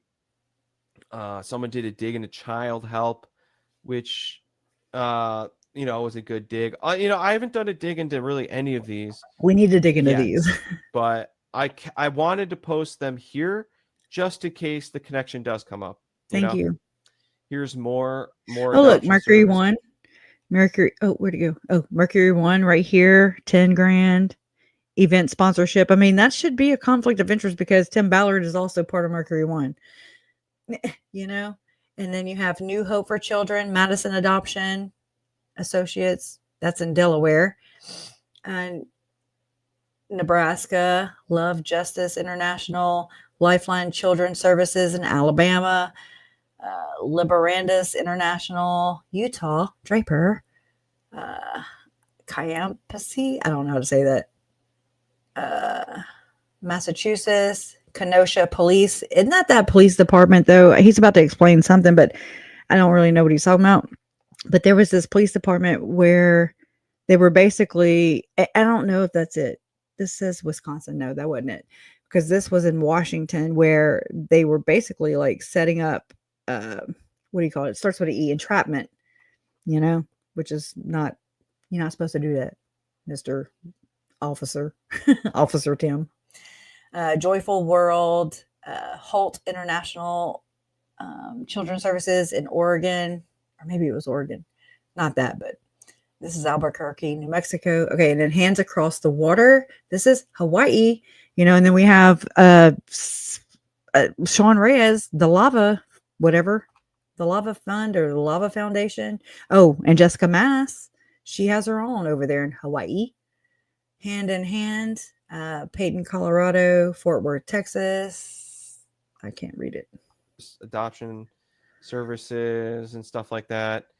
And here's another, but I found one interesting thing. Kenosha Police Department, right? Kenosha. That's Phoenix where that Dream kid Center. Shot that in. This is the one. Phoenix Dream Center is right down here. You can't hardly see it. Hold on. Maybe he'll pull it up. Chief member in 2020. I forget his name. And so most likely Kenosha is super corrupt because they let that stuff happen, right? In Kenosha, like Kenosha got destroyed, and it was most likely the police just sat there and did nothing. So they're corrupt. 10 grand. And then we have more. I did a little digging into this. Look, Lafayette, Louisiana. I'll be damned. I'll be damned. Oh, shit. Respire Ministries. 501c3, 50 G's, Lafayette. That's just north of me. I mean, east. Thomasville, Georgia, the Open Door Adoption Agency, This Mission, Seattle, Washington, Uncaged. Are you effing kidding me? Uncaged, 100 grand aftercare support. What do they do? Never mind. I don't even want to know. Uncaged. What are these caged? And that's a dumb question. Is it? Wasatch International, Ogden, Utah, 100. And that's a weird number. 181,000. Utah crime victims, 54,000. Wide Horizons, 30 grand. That's right there in Waltham, Massachusetts. Willow Bend, Georgetown Road. I don't know. Can't see it. It's crazy. Atlanta, A2. All right. Orphans with Down syndrome. That's their biggest grant, $1 million. Oh my God. Their adoption expense. They're connected to Disney. I found that out. Disney. And it's just when you go to any of these websites, they're all pretty sketchy. Like, I like this guy, y'all. I do. I like this guy. How do you get out of here? That's him. Doing all that. Is that it? No. I just hit X. Right. Hit X. There you go. Okay. What a name. So, yeah. I haven't done, like I said, I haven't done any digging, but if you go to any of these websites, they're all kind of like, wow. Any child trafficking, adoption service website, and you're just kind of like sketched out by it. What? Oh, crap. There's a bunch of I did frogs. not mean to press that. Oh my gosh. Okay. We are. There's a lot of information. Children Need Families, which was allegedly Catherine and Janet. Janet Peter Butter Wilson. All this information I'm going to show you. Oh my God, he's You're making getting me a sneak sick. peek. I can't do it. I'm sorry, y'all. So this guy right here, his name is Vicente Fox. This is Ballard with Vicente Fox. He was the president of Mexico from 2007 to 2000 to 2007 during George Bush era. Tim Ballard's directly connected to him. I was able to find this quote right here on the OUR website. It said, that desire led Verestugui introducing Ballard to Vicente Fox. And the Verestugui is the guy that's in the film that plays Paul Hutchinson, Sound of Freedom. But the thing is this is the link right here that you have to go to get this quote, and it'll give you a 404 error. So I'll just prove that to you right now. See? But I was able to get this quote because it was on the search engine that I use, and it was on the little scrap, the little web scrap that the search engine leaves for the website. We'll pick them up. Was able to pick up the information because the search engine was scrapped the website before they deleted that web page. You did good, buddy. So thank you. Sounds like something they want to hide, right? But I was able to get it because, because you cool. What can I say? And this, if you guys don't know Vicente Fox, this is his interview in 2016 right here. Here we go. I'll play it. I'm not going to pay for that fucking wall. He's talking about Donald Trump. When Donald Trump say build the wall, this guy comes on, does an interview, and says, I'm not going to pay for that fucking wall, right? He should pay for it. He should pay. He's got the money. I'm just saying.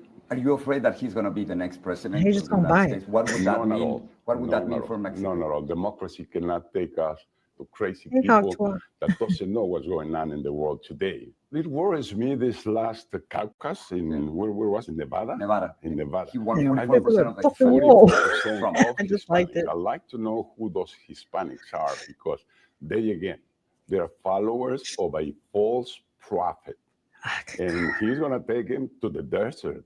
And if they think that they will benefit with an administration led by Donald Trump, they're wrong. They must open their eyes. Please, you Hispanics, Latins in U.S., open your eyes. It's not to defend our race. It's not to defend our creed. It's to defend this very same nation that is hosting you.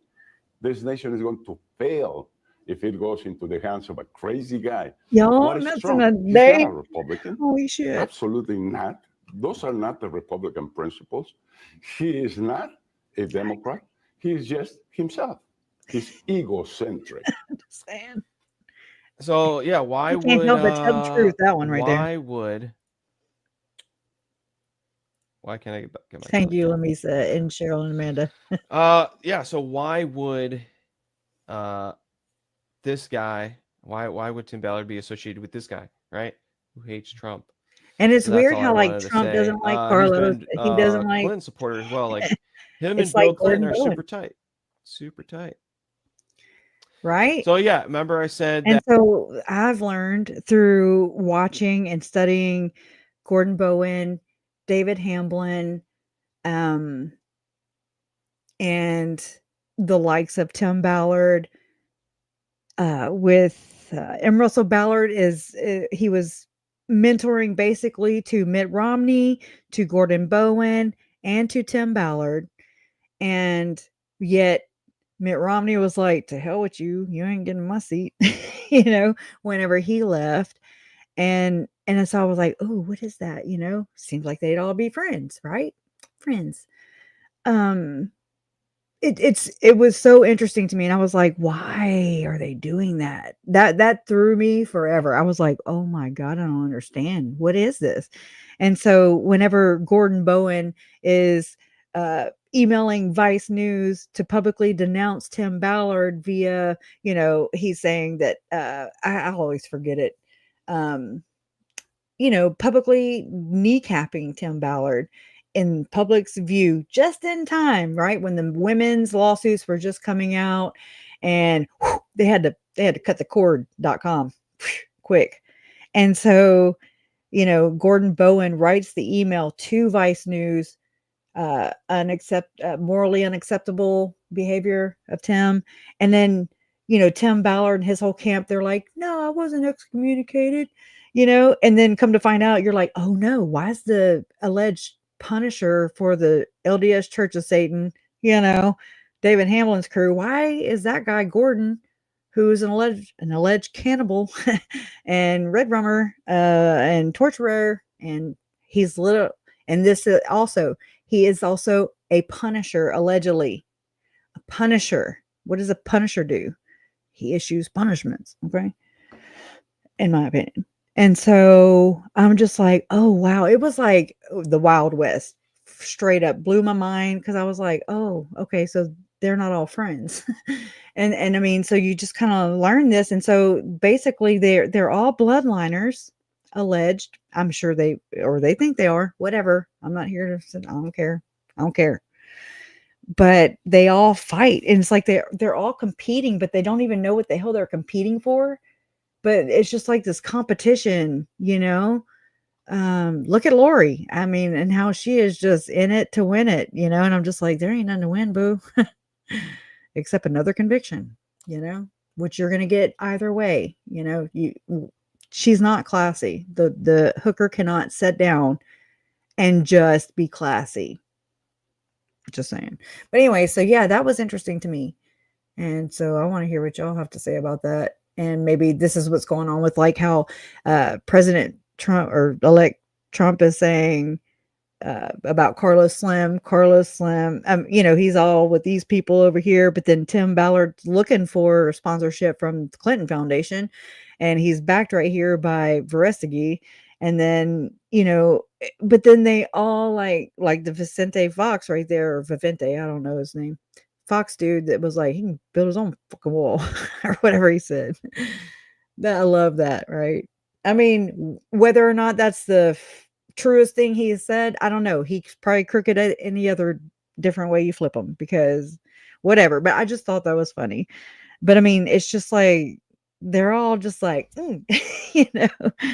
it's kind of funny in a sense. Like we should bet money on that. Anyways, this Vicente Fox guy was introduced to Ballard by Verstughi. So this is the guy that's in the Sound of Freedom, and he is running for the he just announced on July 10th that or I think it was July 9th. I looked and just here's now. the link right here, that he's running for Mexican president. He's running for the Conservative Party leader. He may run for the president of Mexico. And this guy's in the news again, because now Trump is saying, I want him part of my administration. So it's like Trump's like calling him out or putting him in the spotlight or something. Like, I don't know what Trump's doing, but this guy, he's all involved in the politics as an actor, which is kind of weird, right? So, yeah, like, what is happening? Why is Trump want this guy in his administration as well? Whoa. And, he's getting called out.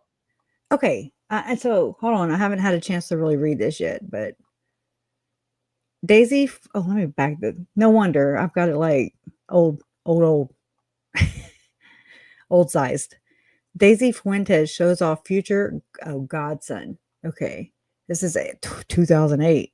So Cuban model TV personality Daisy Fuentes and Mexican actor Eduardo Verestigi couldn't stop showing off their future godson, Pablito, 6 months during a photo shoot, March 3rd, blah, blah, blah. Dad, Mexican singer Pablo Montero, had announced the godparents for the Mexican baptism ceremony during his girlfriend's pregnancy. The second of 2 baptisms will be held at, I'm not about to say that. So, okay. I was wondering, so are they a couple? Oh no, you ain't getting me. I'm just trying to figure out who his woman is. Oh, here we go. Oh no, that's not even the right name. Oh, duh. These are my favorite things right here. These little drop-down boxes.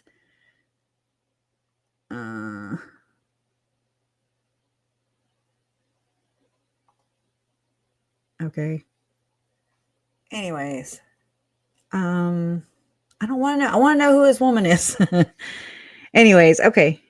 But I looked like to see if he ran for president in Mexico. You know, I don't know when they vote and all. I don't know when they run, do all that stuff, right? I barely keep up with our own country. So let me run back to here and share this tab again and back to the programming. So yeah, just weird. Hey, girl. So Mira Sorvino, who plays Ballard's wife in the film, this is crazy. She had a couple of kids with Quentin Tarantino. So you can see right here, Quentin Tarantino is also in the film. Yeah, let me just bring this back to maximize. There we go. So yeah, Quentin Tarantino is not in the film, but this girl's in the film, Ballard's wife. She had a couple of kids with Quentin Tarantino. Interesting. I remember that movie, The Village. That movie reminds me Also, of a lot of this. Eduardo Verstughi endorsed John McCain, 2008. We all know John McCain's called No Name McCain. Again, so Jason Mel took a picture with him. He got popular because he was in Mexican soap operas in like 2006. So yeah, he's been an actor and he's a very big political activist. I mean, that's already a bad sign if you're an actor and you're a political activist. And that's Mel Gibson. Let's name all the people. So yeah, I talked about Tim Robbins already. And I say they're good buddies. Like I said, there's another picture.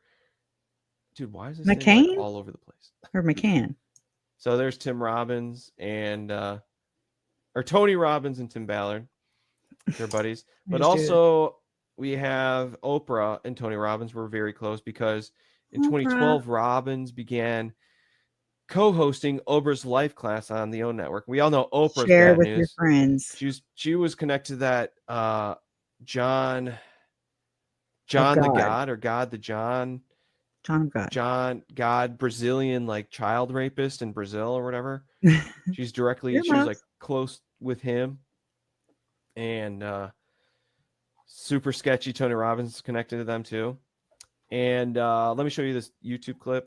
Yeah, this is crazy. So this is like Oprah introducing Tony Robbins onto her show. Life-changing breakthroughs. So Tony Robbins has like a cult.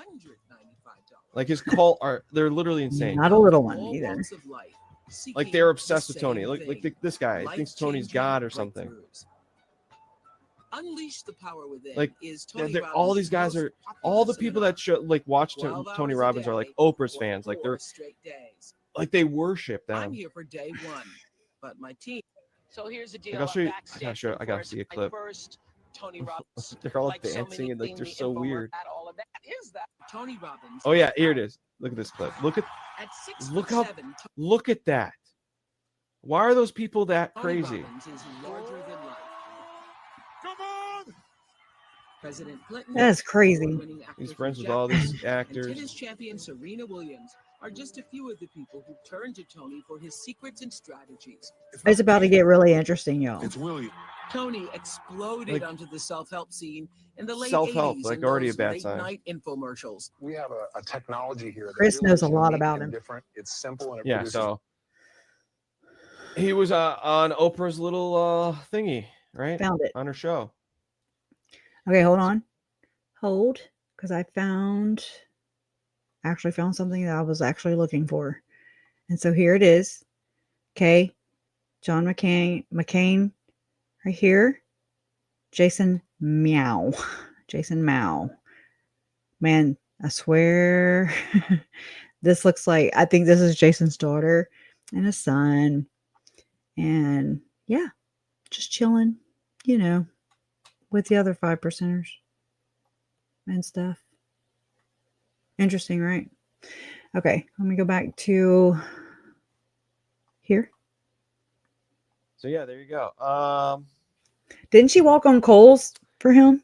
I do believe. And then I'm talking about Ben Carson now. Let's try. Because this tweet from Trump, it said Dr. Ben Carson. Oh shit. Oh no. No, I want out. Is a big fan of this my movie, bad. and I'm a big fan of Ben. He asked me to post this because he thought it was so good. So that kind of got some people to thinking maybe that's Trump calling out Ben, or who knows what Trump's doing. So people found out a connection between Ben Carson and Tim Ballard.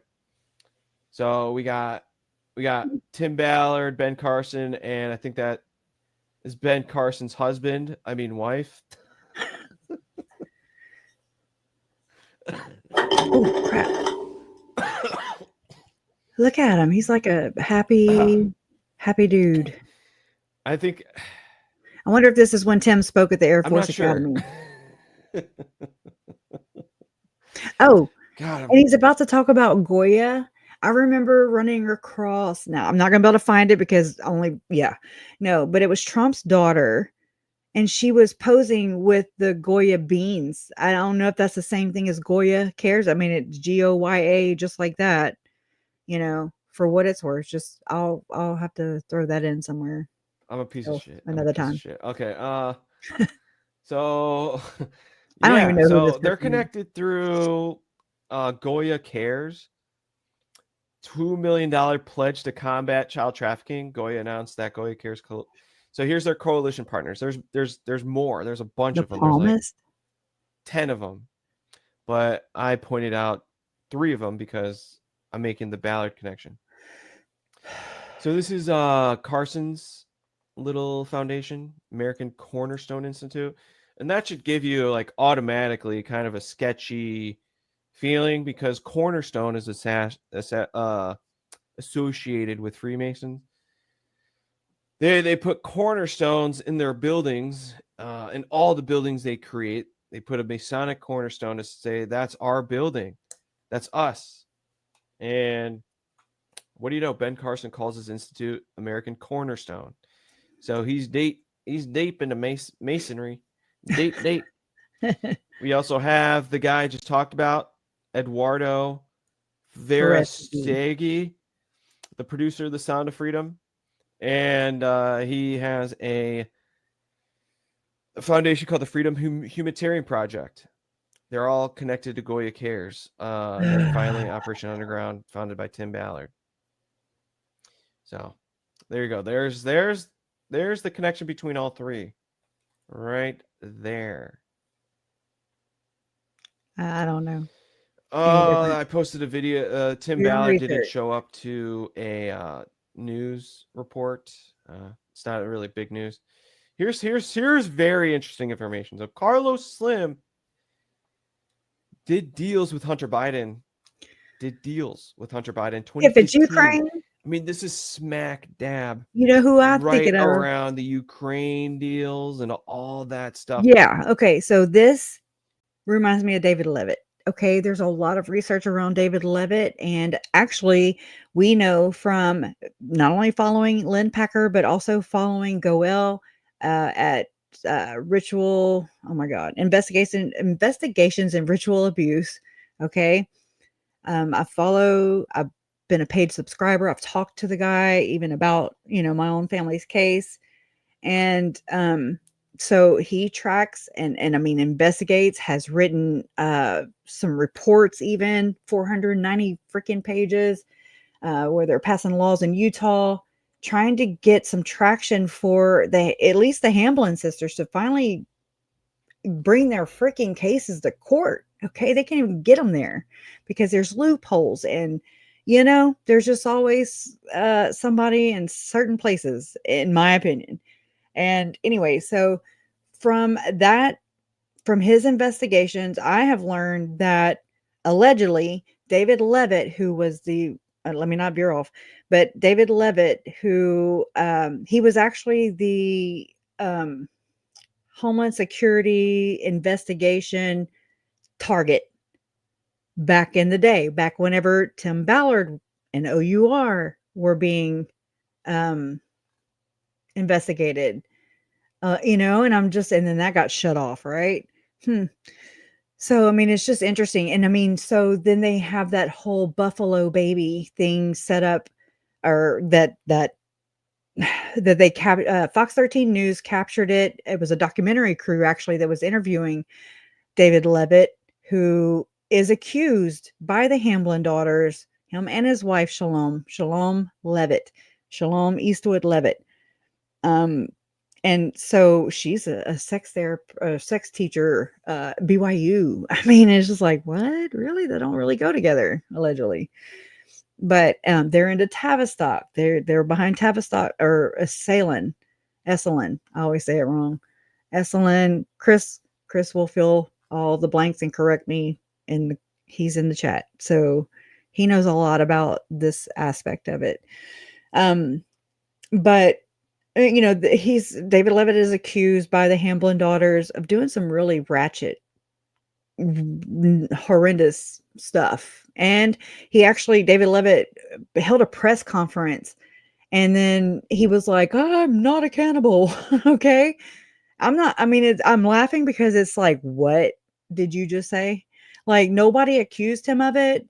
It's just some of these reports had, gotten out because of the grandma, which is basically the FOIA in Utah. And so, anyways, and which I do have the whole entire file. If you want them, email me, and I'm glad to let you in the Dropbox, anyways, I'm losing my spot. Okay. Hamblin.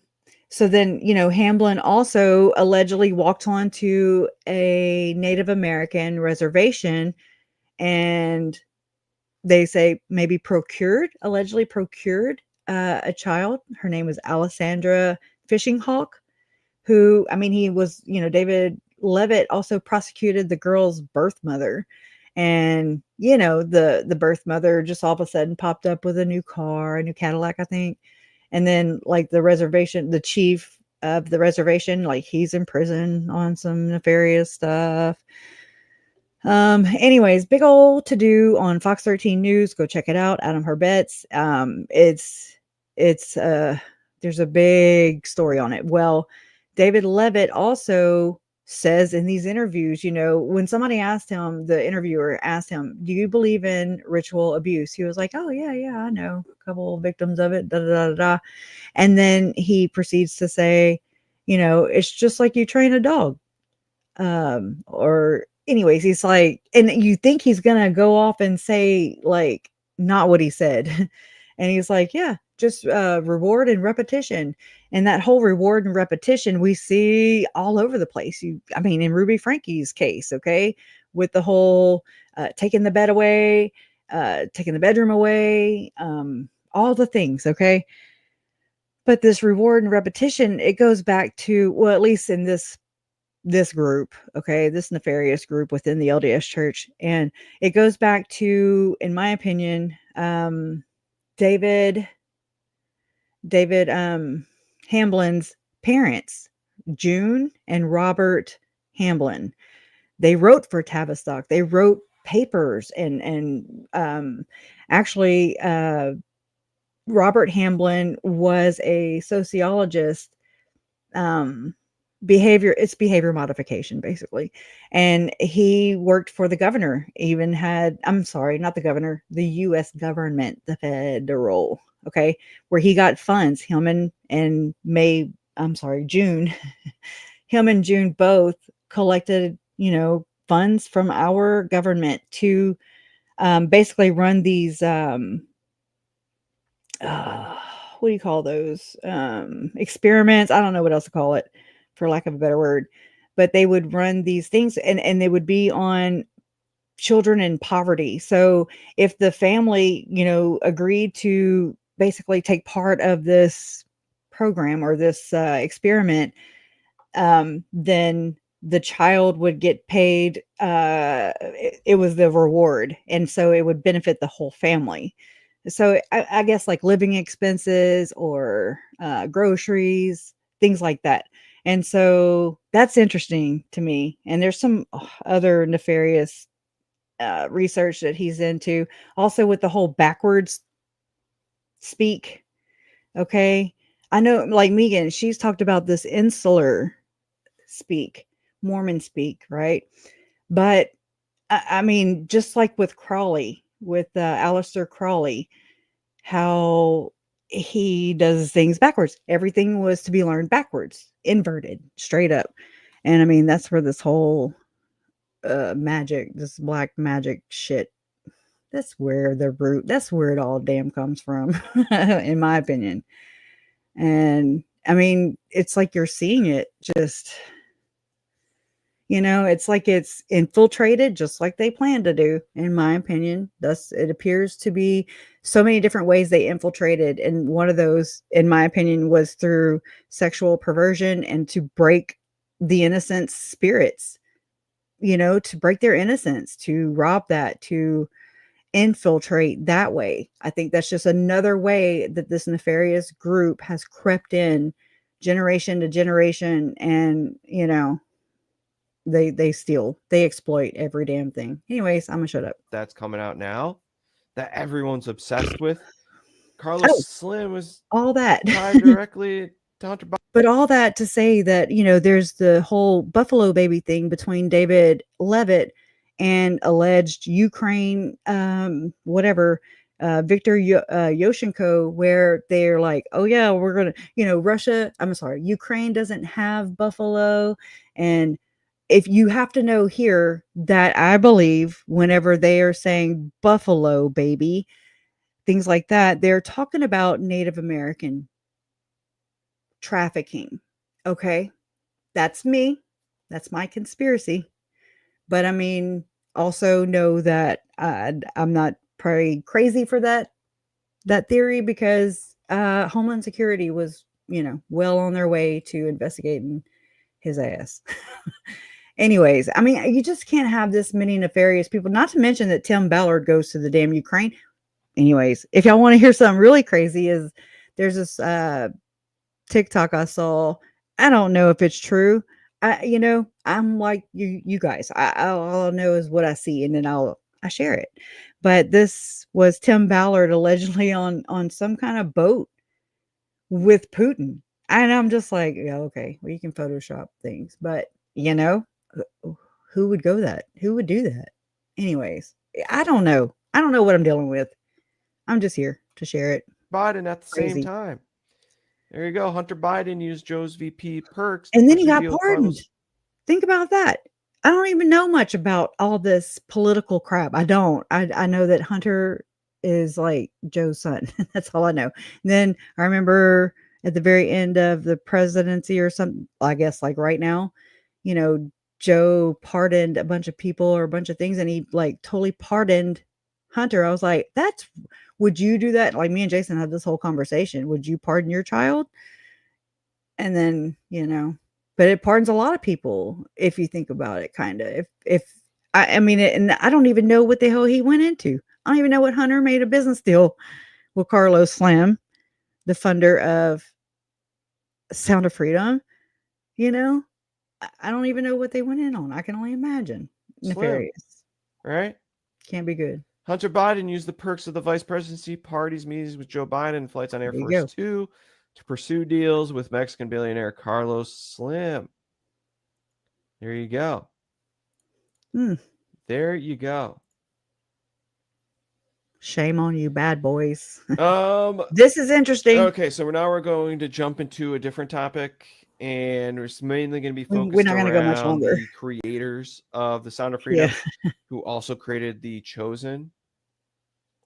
Yeah. The Chosen. Okay. So I'm sorry. This is Lord Damn Daybell website. This is their most popular products right here.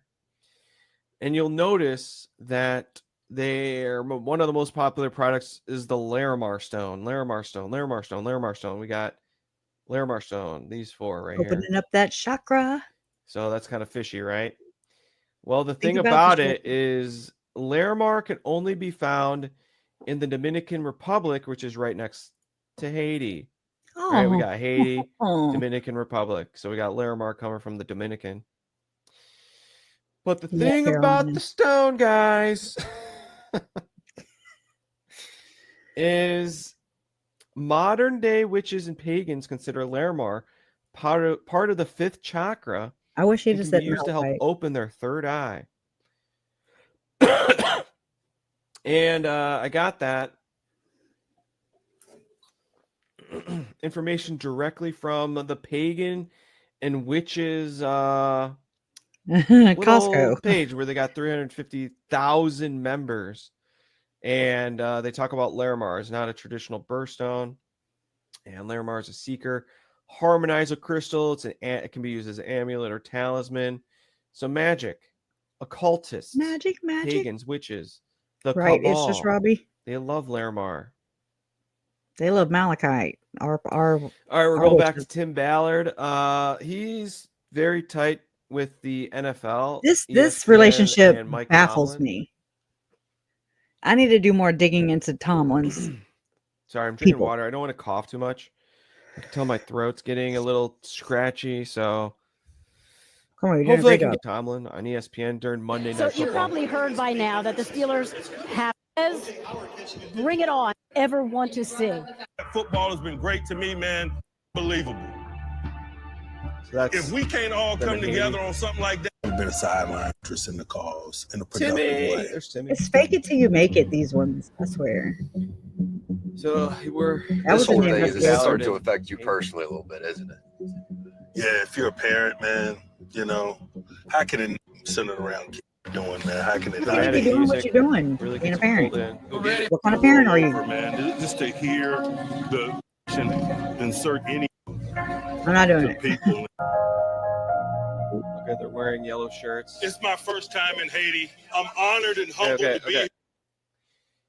So let's pause there. We'll go to the next post because that lady next to Ballard, See, I I didn't talk know about her because here's them with the yellow shirts. I got a picture of them. So during the trip, yeah. Ballard and Tomlin wore T-shirts that included the foundation. Look, he's in his little Association skinny jeans Fam again.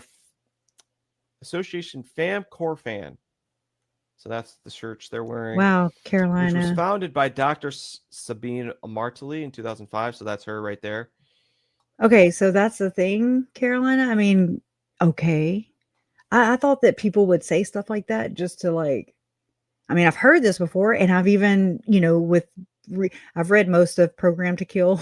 Okay, that doesn't mean I've retained it all, but I don't know. I really think that people need to just read that book. It's free, a PDF. The guy died suspiciously, even, and how they connected all these things, and so without even connecting them like that, you're just saying, I was rewatching Chad's trial and noticed he had a harem. Okay, just like Charles Manson and Crowley also had. I didn't know. I had missed that. I didn't know it at all. Or I just always was like, okay, that's just stuff people say, But that is interesting. It's interesting, right? It's definitely, I'm going to look more, I'll have that in my cap, probation, pleading guilty to one count of CM, his own daughter. Tim Ballard was supporting this guy. Oh, was that the one you had sent me the the news thing about? I don't know. I know it don't make sense. It's because I don't know what to call it. But yeah. Interesting. And just know that Chad and Lori, their group was, and that their group, so that means there's other groups, in my opinion. Their group was over music, healing, which, I mean, they suck at it, right? But what do they consider healing? What's inversion of healing? What's the inversion of child trafficking? I already know the answer to that. So I guess healing is killing. Sweeping, the wheat from the tares, because it's all projection. And Chad and Lori and friends and others, I mean, for sure, like Ruby and Chad, they both for sure see their children as as the aggressors, as the perpetrator, and they're the victims. I mean, just from Wordwise Cat, you know, analyzing all Chad's books, I was able to, I mean, she was able to break it down and bring it forth. It's like a whole nother psycho evaluation, in my opinion, of his books, of his writing that I never understood, still don't. And I mean, but his writings, you know, I mean, that's something I don't think he spent much time on it. Don't look like it, but obviously he put a lot of pride in it, in writing his books. And so from that, you know, that's what she brought forth, was that Chad didn't like children. Chad looked at himself as a victim, and so many words, you know, and like the children as aggressors or the perpetrators, inverted. Lori too. She thinks she's a freaking victim, and she thinks that, or she's crazy enough to try and spin a stupid ass story, throwing her own daughter, who is a victim, under the legacy bus, even like even her and her dad's memories, you know, that is just so nasty. It is so nasty. And I mean, God, you know, sometimes it just hits you. There was something that, you know, Melanie Gibb wrote about Lori in her book, Feel the Fire. There's this one piece where Lori, she says, Melanie Gibb writes that Lori says, you know, that she just had to set, or no, she says something about meeting with Joe. It was very vague, though, very vague. But y'all, that to me sounds like she met Joe and set him free. And then that's exactly what she did with Tylee's spirit, so to speak, in her mind. Which, whatever, a little fragmented mind. That's another thing that comes with this, is a fragmented mind. And you know how we have heard through, I mean, just really rumor that, you know, her dad, Lori's dad, is an alleged schizophrenic. And so this was also, I want to say, plaguing Stacy. And also we were wondering this about Lori. And I mean, to me, it sounds like DID. You know, I mean, they're not diagnosed with it, in my opinion, alleged. I'm not diagnosed. I don't even have the credentials to do that, but it sounds a lot like it, you know, just a fragmented in parts. That way the parent or the abuser can draw out certain parts. You know how, you know, Lori actually wanted to adopt JJ's baby sister, his half sister. And thank God that her and Charles were unable to do that, because that little girl is still alive. And I wonder, I can't help but wonder if there would have been another shallow grave with that little girl on it, you know? But I remember Lori telling me that she wanted to name her, if they, you know, she was talking about adopting JJ's little sister, and they were going to name, she said Tabitha, which is one of these alter names. I'm just saying, it's just not one of those names where you're like, yeah, Tabitha. Anyways, not me. It's just interesting, because that's one of the Hamlin sisters. That's one of their parts, you know, that does nefarious things, because they're trained, you know, because that's what these LDS Church of Satan Satanists do. These inverted, just despicable people. All right, we're about to find a little. She is ex-Secretary of State for Youth of Civil Action of Haiti. She's also the Ambassador of Culture Office of the Vatican. Boom. She represents Haiti at the United Nations.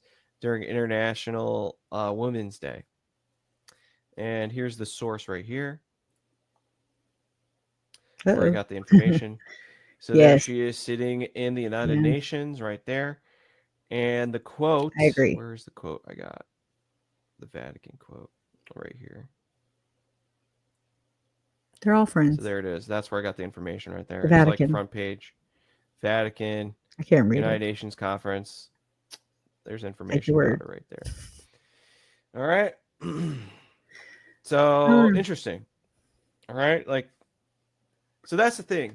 Let's get to the names and then Seems we'll, like they're we'll doing stop. good. Seems like they're doing good stuff fighting against child trafficking. Are they? But I honestly think what these big like promotions on big TV and like these big, you know, like when they do, like when the Operation Underground does videos of them going into different countries and all this stuff. Honestly, I think that's them like saying to the sexual predators that are out there that are Plain funding sight, right? the sex industry, like the I got elite it. and What he was people saying. that are associated with it. It's telling them, go to this association. This is where the adoption agencies are in other nations. Use this foundation, use this person, like this guy. As they're probably like, go to this guy, like he'll hook you up with, you know, some children here and there. I believe That so. is my opinion, like, because Tim Ballard constantly says that the child trafficking like the world, right? The child trafficking world organizations, they are. This is a good point. They're constantly. Think about like Marty they always are Gardy's saying how dad. big the Gardy industry is. Marty. Well, why are they Yes, going no. to third world countries where they go to a hut, right? They go to a little hut and they say, "Oh, this used to be a child trafficking center." Like, if they're the biggest industry in the world, wouldn't they have Yeah. like a massive Have organization the somewhere best. that people could recognize? Yeah, exactly. It's the child trafficking agencies that are hiding behind it. I you know? agree with what he's saying. They're pretending to be helpful organizations when they're actually Correct. doing Then they're the stuff that exploiting saying it they're protecting even it. more by making a movie about it, All not right, now I'm going to appropriating start money talking right. about I mean, it's just this all the guy way depraved. who is John Paul DeJoria. So if you guys remember that clip with Tim Ballard saying that Carlos Slim financed the film, the other guy that he mentioned was John Paul DeJoria right here. And he is a Paul no Mitchell. bueno. I like He's a no bueno cat. So he signed the my thing about that is, and I mean, I have to look for the picture, and so if anybody finds it or has it or knows where to find it, let me know. I know I have it somewhere in my storage, but good God, I'm having storage problems. Okay. And so this was early on in the case. Lori had just gotten extradited from Hawaii back to Idaho. She appeared in court for the first time in March of 2020. You know, I mean, when she snubbed her nose at the entire world. And well, right before then, somebody, I don't know, there's a photo that somebody took outside, maybe East Idaho, I don't know. But there was a Paul Mitchell SUV parked in the front. And everybody was like, oh, I'll be damned. Is she getting her damn hair done? You know? And anyways. And so whenever I did a Google keyword search in my photos. And the only thing it pulled up was I had taken screenshots of around Lori's apartment, you know, street signs, road map, right?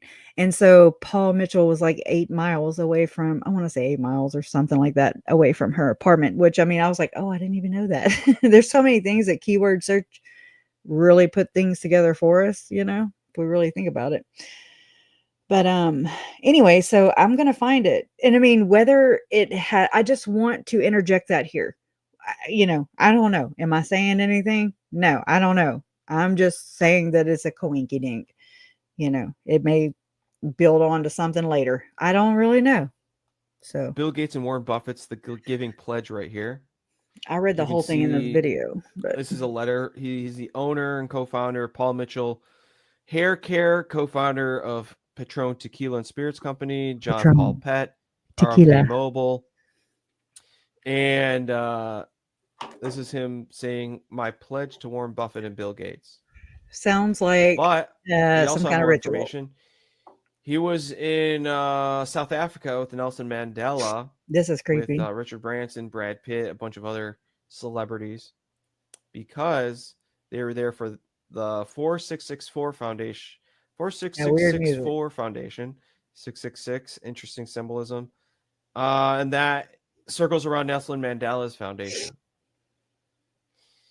DeJoria also worked with Nelson in the organization Food for Africa in South Africa. Mandela was a globalist communist puppet. His wife's bodyguard accused her of sadistic child torture. Think about Paul. This is more about John Paul DeJoria. So, like I said, he's the co-founder of Patron Tequila in Mexico. Tequila. And if you look up the distillery in Mexico, like where it's located and what it looks like, well, this is what it looks like. What does that look like to you guys? That looks like a cartel. And palace. don't That go looks higher like something in the cartel. from Scarface. Exact, like that probably is the Scarface house. So there you go. He founded it in 1989.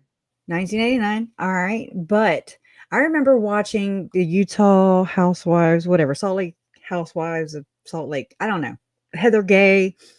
Well, so I just Googled this Utah tequila owners because I think her name was Jen or something. I don't know. I could be wrong.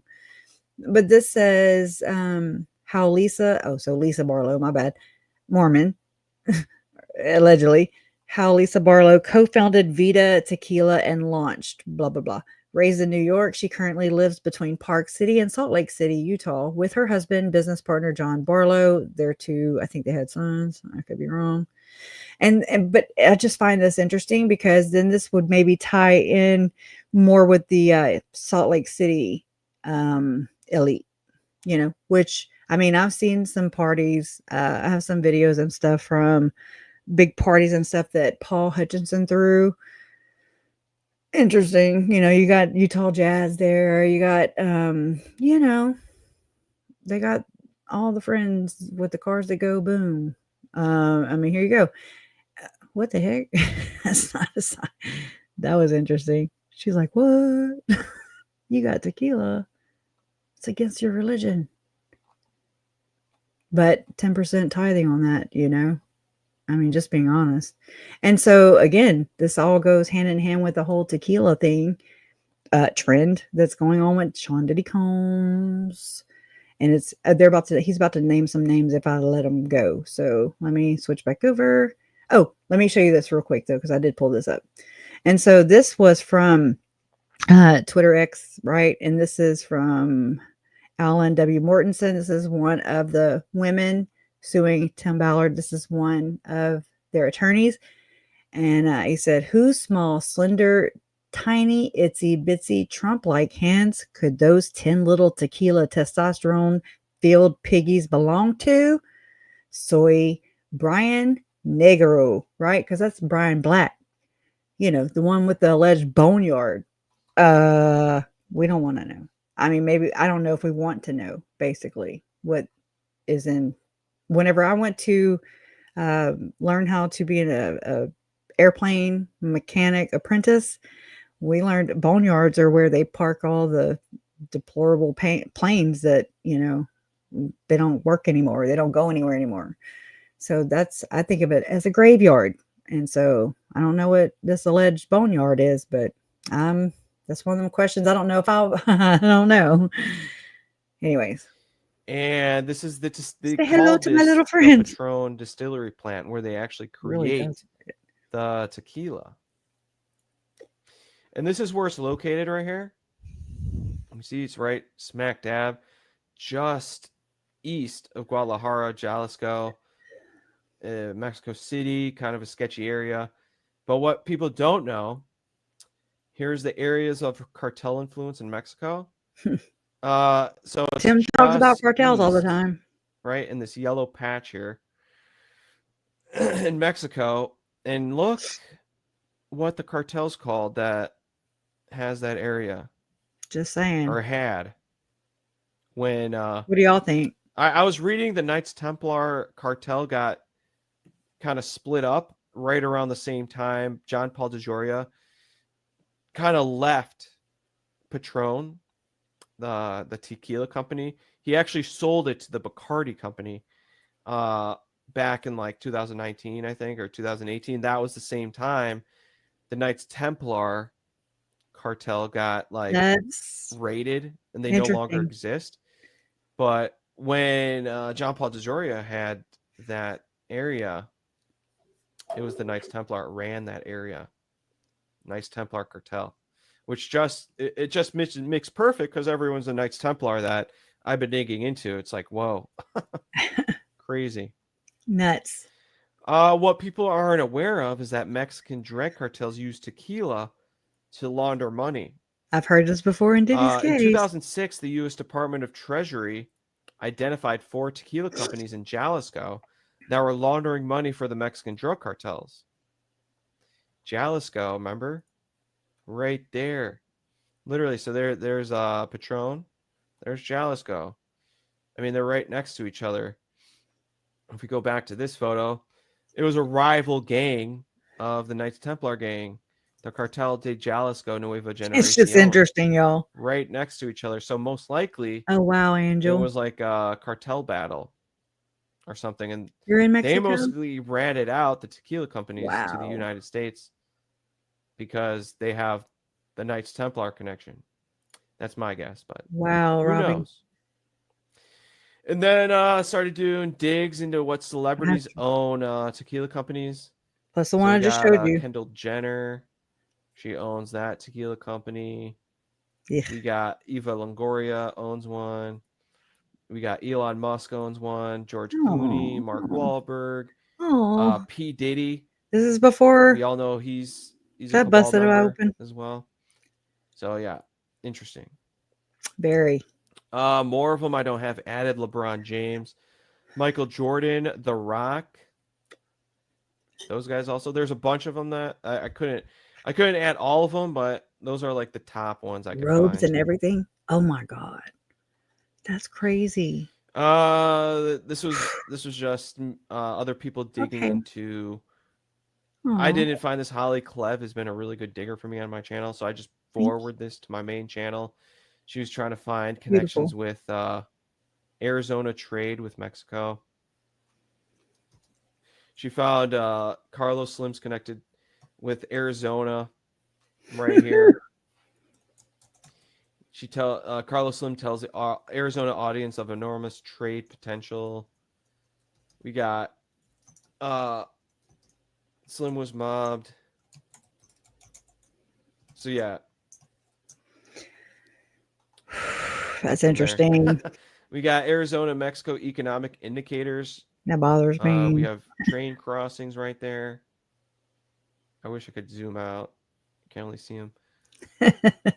Here are the routes. It looks like right here, the train routes. Trains, underground, railroad, exploited. I have a feeling it was exploited. I feel like Tim Ballard. All right, so now we're back to Nelson Mandela. We ended up digging more into that and found out there's more celebrities that are connected to it. And here's a good video of it. It's actually on a kind of a sketchy website called 33 Productions, 33 degrees. But anybody yeah, watch this video and you know, if the 466, if your worldview is not shot and shattered into a bazillion pieces right now, here's your warning. Okay, I'm just saying it's just one of them things. But you know, you're in the right place. We're here. You're not doing it alone. This really sucks. But I'd rather know the truth than to be living a lie like I was, you know, and still peeling back the layers. 6'4". It's like being in a cult. I imagine.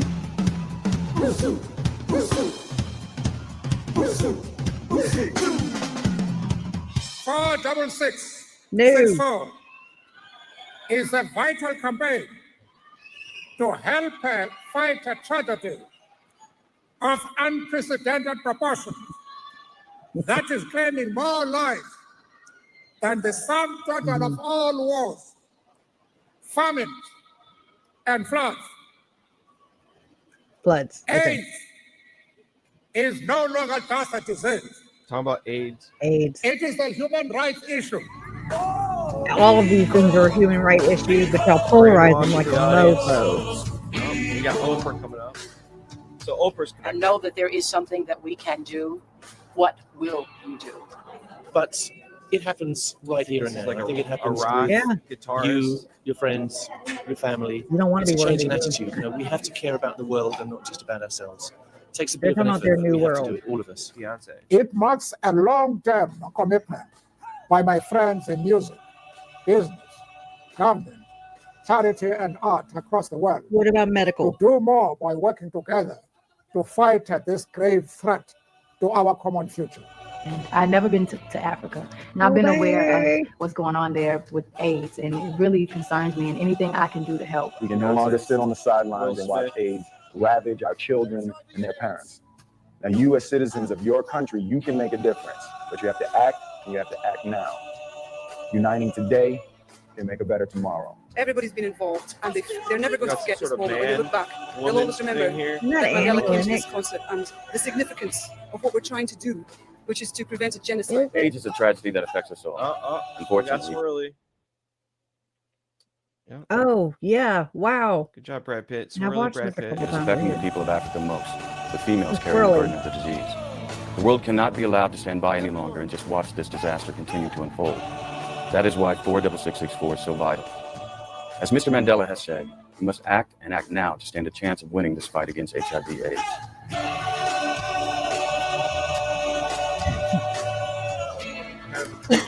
That statue, y'all. Yep. Terrible song. That is a scary freaking statue. So that was the video. Mm. And let's talk about more about 4664. So I'm yeah, the with Angel. swirly thing you saw was the actual like symbol of Annie the Lennox. Nelson Mandela Foundation. So you can see it all over the place here. So Annie Lennox, right? That reminds me of Chad and Lori's conversation, the weird, bizarre one, whenever the day before they found the kids on Chad's property, right? And so he's talking about it's a solo, I don't know, something about a duet. I don't know. I forget. Only because I'm trying to think of it right this second. But anyways, I mean, that's hypnotizing, right? Whenever I see these in my Canva app and I'm just like, oh, I don't want to put those because I don't want to make, but I mean, this is what I feel like I'm in all the time is this, you know, it's just to hypnotize us, you know, crazy going down the damn rabbit holes. And yeah, so then on my Telegram, I made Eurythmics. so I'm noticing a lot of Thank you. accounts. Right? Thank The you. Telegram trying to like Oh, thank you. Thank you. sorry about that. Both of them, Tylee and JJ. I am sick. It's just scary to know what these kids So went yeah, through. gee, my voice That's changed. what I think about. So Yeah. the thing, like, We I'm don't have the noticing same a lot of problems. accounts on Telegram. They're seeing this sauce come out, right? They're seeing it come out, and At the wazoo. you know, They're trying to can they're it. still promoting the sound of freedom. Yeah.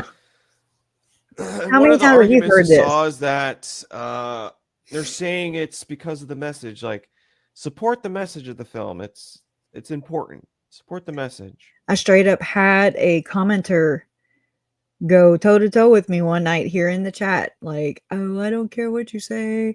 You know, it's about the message, blah, blah, blah. It's a false message. It's benefiting Tim Ballard and his friends and all the way up to the Rothschilds and Slims of the world, allegedly. I'm just saying, who's benefiting from it? Because that's not at all what trafficking looks like. And it's a propaganda film. It's a way to pull at the heartstrings in order to open up your purse strings. And these people have more money than Carter had liver pills. Okay, I don't know. My ex-mother-in-law used to say that all the time. Whatever it is, and you know, compare it to Carter had liver pills, Jimmy Carter. So they just have more money than I believe they know what to do with it. And so I don't think they need ours. Why do they want to exploit everybody, especially us beneath them, so to speak? I mean, these are people I used to build or I used to relate to. I used to watch Friends religiously, these people are not at all what I thought they were at all. And I mean, it sucks. It sucks, but I'd rather know the truth. I can get around is that. more important than the messenger or whatever. Yeah. So yeah, okay. to pray even more. That's kind of a stupid argument. So if the Rothschilds financed a child trafficking film, you'd go see it, right? Celebrate with your friends, sing Kumbaya. Temple garments. You'd just be like, yeah, perfect. Amen. Right? So I wanted to make it clear on my channel that if you say yes to that, yeah, leave it. Leave my channel. Like, that's true, I don't want those type of people in my channel. I want diggers. I want people who are like, look behind the scenes and that is figure us. stuff out. Oh my God. You know what I mean? So then I was like, no, if you say no, you actually care about the truth. And then it was I know exactly what I'm trying to do because I say, I know exactly what I'm trying to do because I say, by the way, the Sound of Freedom was financed by Carlos Slim, who has made business deals with the Rothschilds. They're very close friends. So I pretty much said, yeah, Sound of Freedom. And it's not off of Tim Ballard and his, Same dark money. They're using the same dark money. Blood money. And so again, that just made me think about how, Tim Ballard, and he just needs to be out there rescuing children, and he blames and gaslights and freaking manipulate he and his little compadres. I watched the whole Rod Meldrum with Troy Abel's 20-something minute video today that was put out by the Firm Foundation. Okay. It was nasty because they are just victim blaming, victim shaming. They are assholes. They are what we call assholes, straight up, because these people can't see past, in order to just be like, oh, it's not about being right or wrong. It's just like, what? You claim to be Christian. You claim to be a Jesus thumper, like Joseph Smith, whatever the hell. But these are the most hypocritical people I've ever ran across in my life. For sure, these people that they surround themselves with Tim Ballard. Look at Lori. Oh my God. These people are ass backwards. And I mean, I wonder, and it's scary to think about this, how many more are inverted like this? How many more? And I mean, that's a brave question to even ask, if people would even be honest, because they'd be like, oh no, just because it's in the name doesn't mean it's Jesus. You know what I'm saying? It's always been a matter of, by ye fruits ye shall know. That was Tammy Daybell's saying, right? And these people they talk it, but they don't walk it at all. You can tell by their actions or inactions. Okay. It's gross, and it's scary, and it's sad. It really is. And if you don't care about it, you're not really an Anna. I don't even know what you are. That's what I'm trying to say. This tweet by Bill Gates is disturbing. Planned Parenthood. We have Bill Gates' dad, who is pretty much the founder of Planned Parenthood, with Nelson Mandela, Jimmy Carter, all holding black babies with HIV. It's all just disgusting when you think about what actually it's all an act is happening behind the scenes. That's what's even more gross. It's like Tim with his adopted children. right there. Photo op. I did another dig into Mexico, talking about the LDS Church and Mormons in Mexico, and how they are Mexico is the largest body of Mormons outside of the U.S. And here's a map. Enter So we Romney, have LeBaron, city with a temple. We got a bunch Chihuahua. Bunch right over here, here. City with one mission HQ. We got a bunch here. Boom, boom, boom. Area Administrative Center. We got one in Neon Leon in Mexico City. Wait, that was And modified here's the July area. 25th, 99. Right, that's where the Patron headquarters are. Oh my gosh. And you can see there's a lot of temples around here. We got temple there. We got one right there. So who knows? Maybe the Melbourne Mormon Church is doing something like suspicious. Under, I'm gonna plead the fifth. In Mexico. That's what I thought about it. And if you guys didn't know, the Romney family comes from these Mexican Mormons. It had They actually dual come from the citizenship. Mexican Mormons. So we have Marion G. Romney and George W. Romney. They were born in Mexico, actually born there. And the reason the Mormons left America to go to Mexico, so they could practice polygamy, because the United States prosecuted polygamy. And so they went somewhere they could actually practice it. These were the early Mormons. All right, so now we're talking about Nelson Mandela again, and how there's a bunch of photos of him wearing the Knights of Malta. Is it the Malta? Yeah, Knights of Malta. And if you guys don't know who the Knights of Malta are, Order of Malta is part of the Order of Knights Templar. And yeah, they're pretty high up. Okay, so this, in my opinion, this is that talk between Lori and Chad. I'm gonna have to go back and listen to it just to kind of maybe just revisit it and just kind of see. But how they were talking in that weird talk about architects or whatever the hell. I think it was Freemason talk. I mean, maybe. I don't know. Again, I have to go back and just familiarize myself with it. Also, Lori was on a recording that was turned over allegedly by Melanie Gibb, where, there's Lori speaking at her house. She's testifying and bearing her testimony. And she's talking about being on that bottom rung. And I mean, I always thought it was like of creation, there's the Jacob's ladder, so to speak, and there's a different colors and that it's associated with it. I mean, think about it too. Lori and Chad, they loved Tuesdays, Satan Taco Tuesdays. They loved the color green, which, I mean, some would say is satanic, Satan's, and it's also Raphael's color, which, I mean, Chad went by Raphael.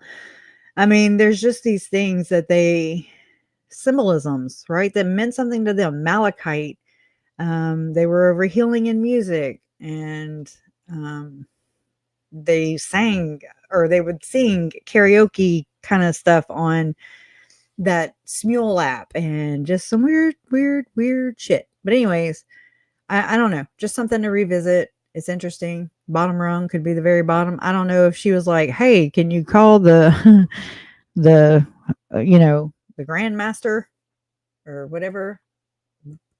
Somebody I left on my channel, I forget who they were, but when we did the members only about GA, Grandpa's Academy with Vandersloot, right? And somebody said Grand Architect, and I was like, ooh, that's good. Just saying. For things like not a general authority, a Grandpa's Academy, but GA meaning like Grand Architect or something. And I was like, appreciate that. Yeah.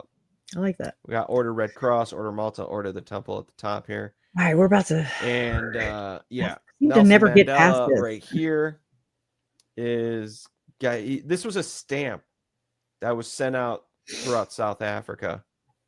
I think in the early 2000s. We got other people wearing it. The Queen wearing the Queen of Malta. Here's the 46664 Foundation. We got Knights of Malta magazine. Looks like they're including Nelson Mandela in there. Here's other people that are wearing the Knights of Malta cross. Benito Mussolini, Sammy Davis Jr., who is friends with Anton Levy, the Church of Satan founder. We got a Nazi member wearing Malta. We don't worship Satan. Queen Elizabeth, I already said. Fidel Castro wearing it. Another Nazi. He was a high-ranking leader, actually. Nelson Mandela. Amstel Rothschild, one of the founding 5 brothers of the Rothschilds, wearing it on his necklace.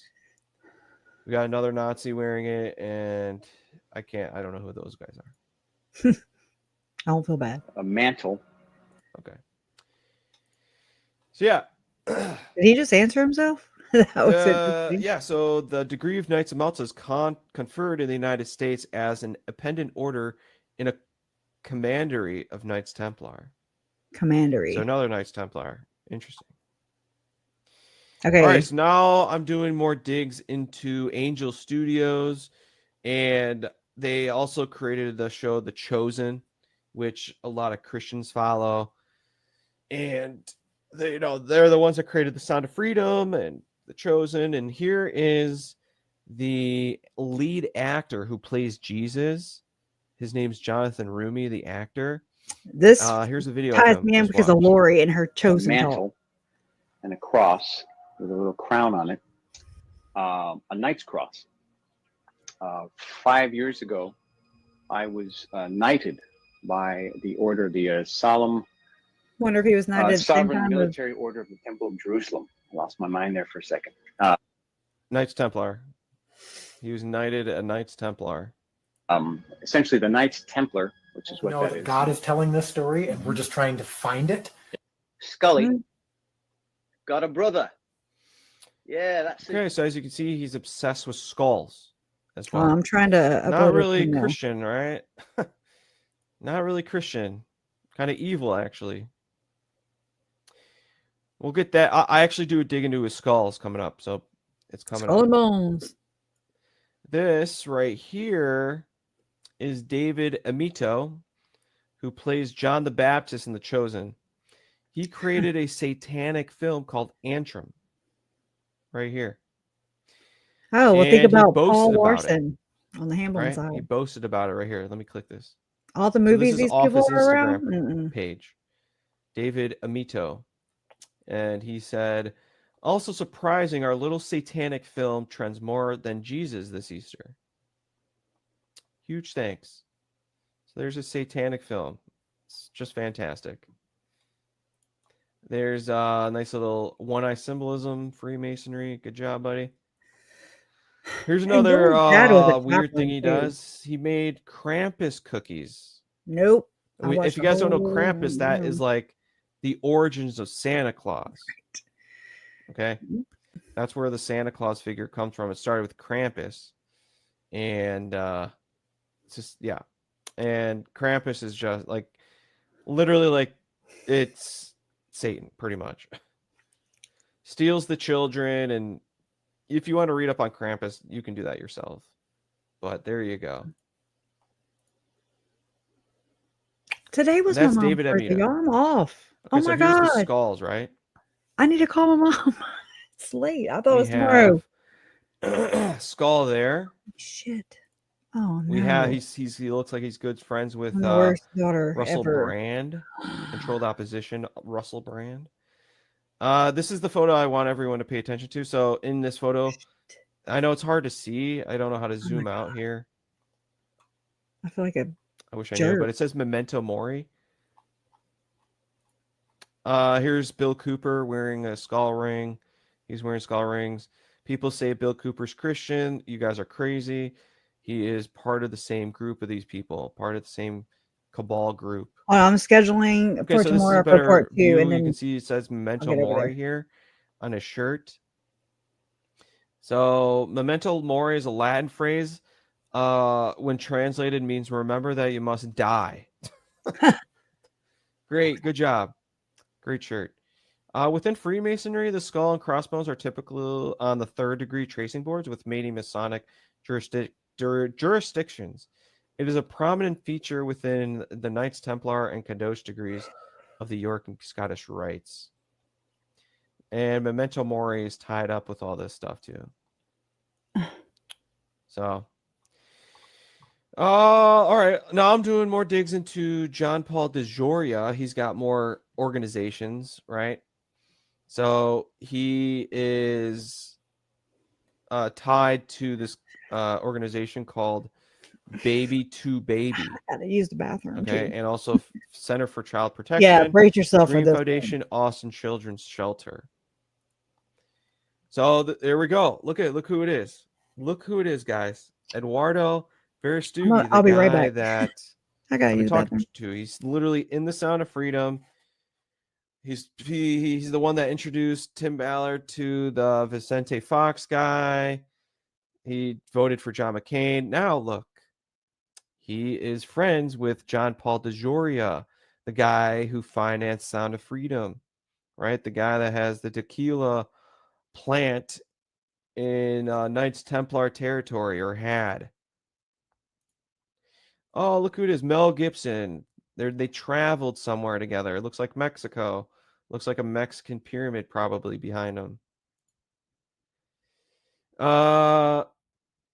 Yeah, so we got Eloise and John Paul DeJoria, Center for Child Protection, Austin Children's Shelter, Eloise and John Paul DeJoria, Dream Foundation, there they are again. Accentuated one-eyed teddy bear. Okay. This isn't my digging, but I stole this from someone. Right. And there's the baby to baby Borrowing thing, it. and I'm going to talk about that now. So baby to baby is directly connected to John Paul DeJoria because his daughter, his son, his daughter's son, his man-child daughter. Look at that bulge there. Damn, you're not hiding it, buddy. That person is called Micheline DeJoria, the daughter of John Paul DeJoria, who was a financer of Sound of Freedom, is on the board of directors of the Baby to Baby Foundation, right? So what is the Baby to Baby Foundation? Well, it's connected to Kim Kardashian. It's connected to This is crazy. Kamala Harris. It's connected to Kamala Harris. She don't even have Connected kids. to these two, But Chrissy Teigen, and whatever his name is. So the foundation includes A-list celebrities who are considered angels: Kim Kardashian, Chrissy Teigen, Kamala Harris, Jessica Alba, Katy Perry, Blake Lively, Drew Barrymore, Vanessa Bryant, Kobe Bryant's wife, Jennifer Garner, and many more. Here's the source. So I'll just show you how many celebrities are a part of this. So yeah, board of directors, Jessica Alba. There's Micheline DeJoria, Kelly Rowland. okay. You got Got it Amy Adams, scheduled. Kardashian. Come on. This is Miranda for tomorrow. Kerr, And we Kristen gotta stop Bell, here. Molly Sims. Part 2 is Aisha tomorrow. Curry. Oh, that's Steph Curry's. Oh, let me try and wife. go over there and read some of these names because it's crazy. I can't though. It's so Kristen Bell, Natasha something. There's that Curry name. It's like I can see it from my phone. Chelsea Washington, Kerry Washington, Katy Perry. Ooh. Something Catherine Forrest, maybe. Anyways, Kate Hudson. Anyways, I'll have these tomorrow because this is where we need to pick up. I know this seems to be where we've been leaving off, but tomorrow, which I already have it scheduled, It is right here. See it? Duh. Yeah, I couldn't put or I tried not to put the Freemason thing in there. So that it wouldn't leave me another blue box at the bottom, right? But who knows? It'll probably be there anyway. So, but I put that link in the chat, and then tomorrow at 8 p.m. again. And so all we have to do is basically 20, 25, I don't know. It's 113, 53. And so 156.14 tomorrow. And then there's no going back, like, because that way we can get through it. I was scared though in the beginning. I'm still kind of nervous. I really am. This has like I remember, and I have screenshots from running across this back in September of 2023. It keeps dates, And I'm like, oh my God, like I dabbled just a little bit in it, and then everything else just kind of floods the mind, right? We've had some trials and that information. And so shame on me. And so I appreciate Chris sending me that, he sent that to me, texted it to me. And I was like, I've seen this before. But I was thinking of a whole different creator. So I'm glad you did that.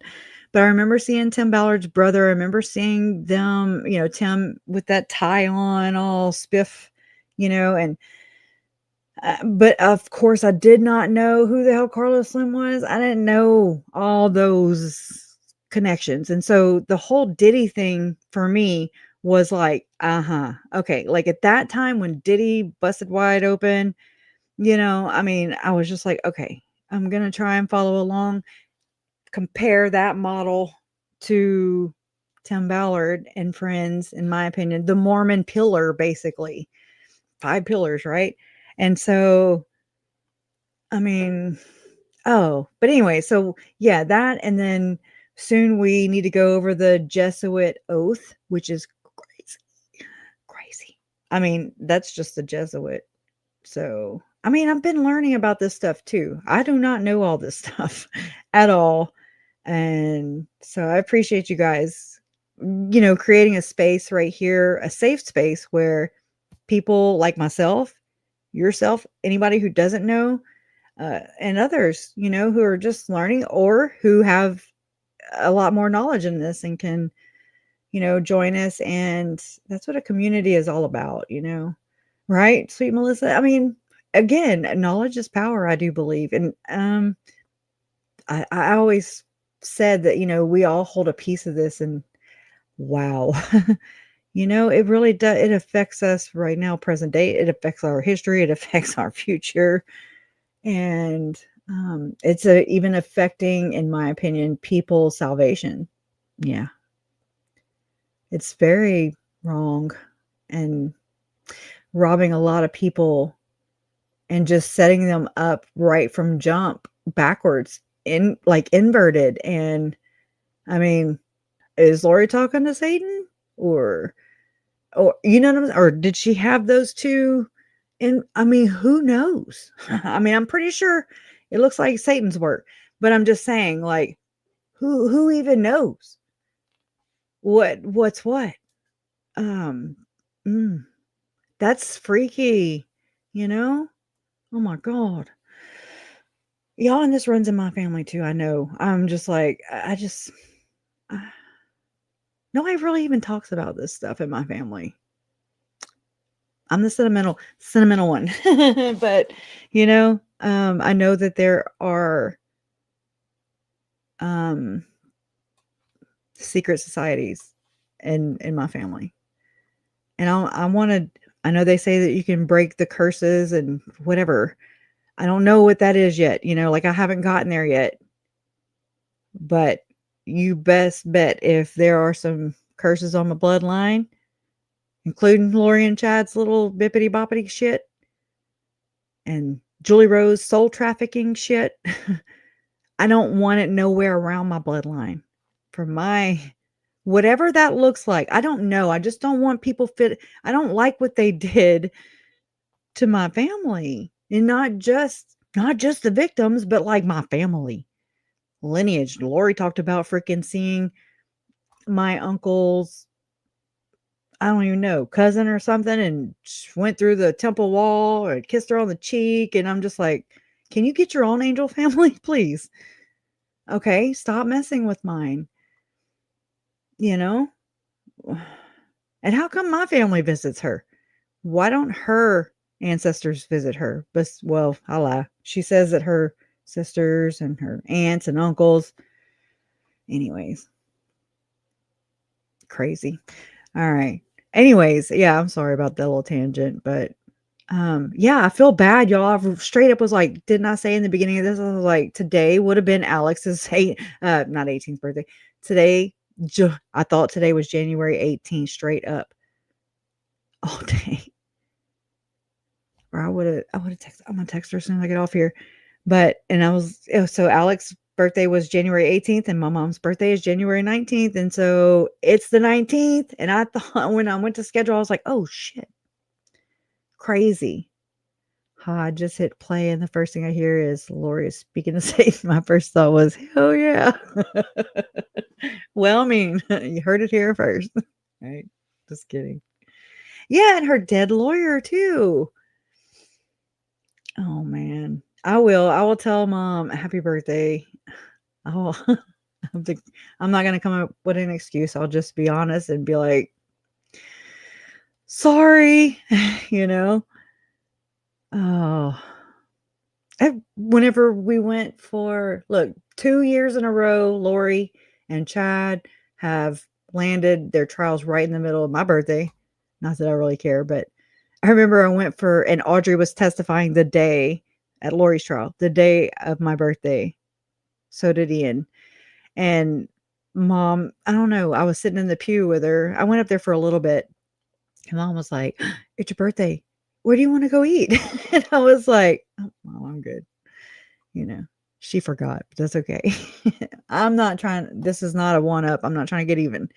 It was just like, wow, I really was a day behind, which is not shocking. I'm always late. Anyways. All right, guys. Well, thank you guys for being here. And, it's difficult, but it's not. It makes sense. Does it not make sense? Does it not coming together and you're like, oh, like, I don't know. A lot of the answers are being answered, in my opinion. Adam and Alex Cox suck, in my opinion. Just my opinion. Hey, some people share your opinion, Pot stirs. Yeah. Unite. Tomorrow is also a holiday. Martin Luther King Day. Thank you, sweet Melissa. Yeah. I appreciate that. I totally forgot that too. All right. Justice for Tylee, Charles, Tammy, JJ, and Joe. Love always wins. And you guys are proof of that. And I'll see ya mañana. All right. Bye.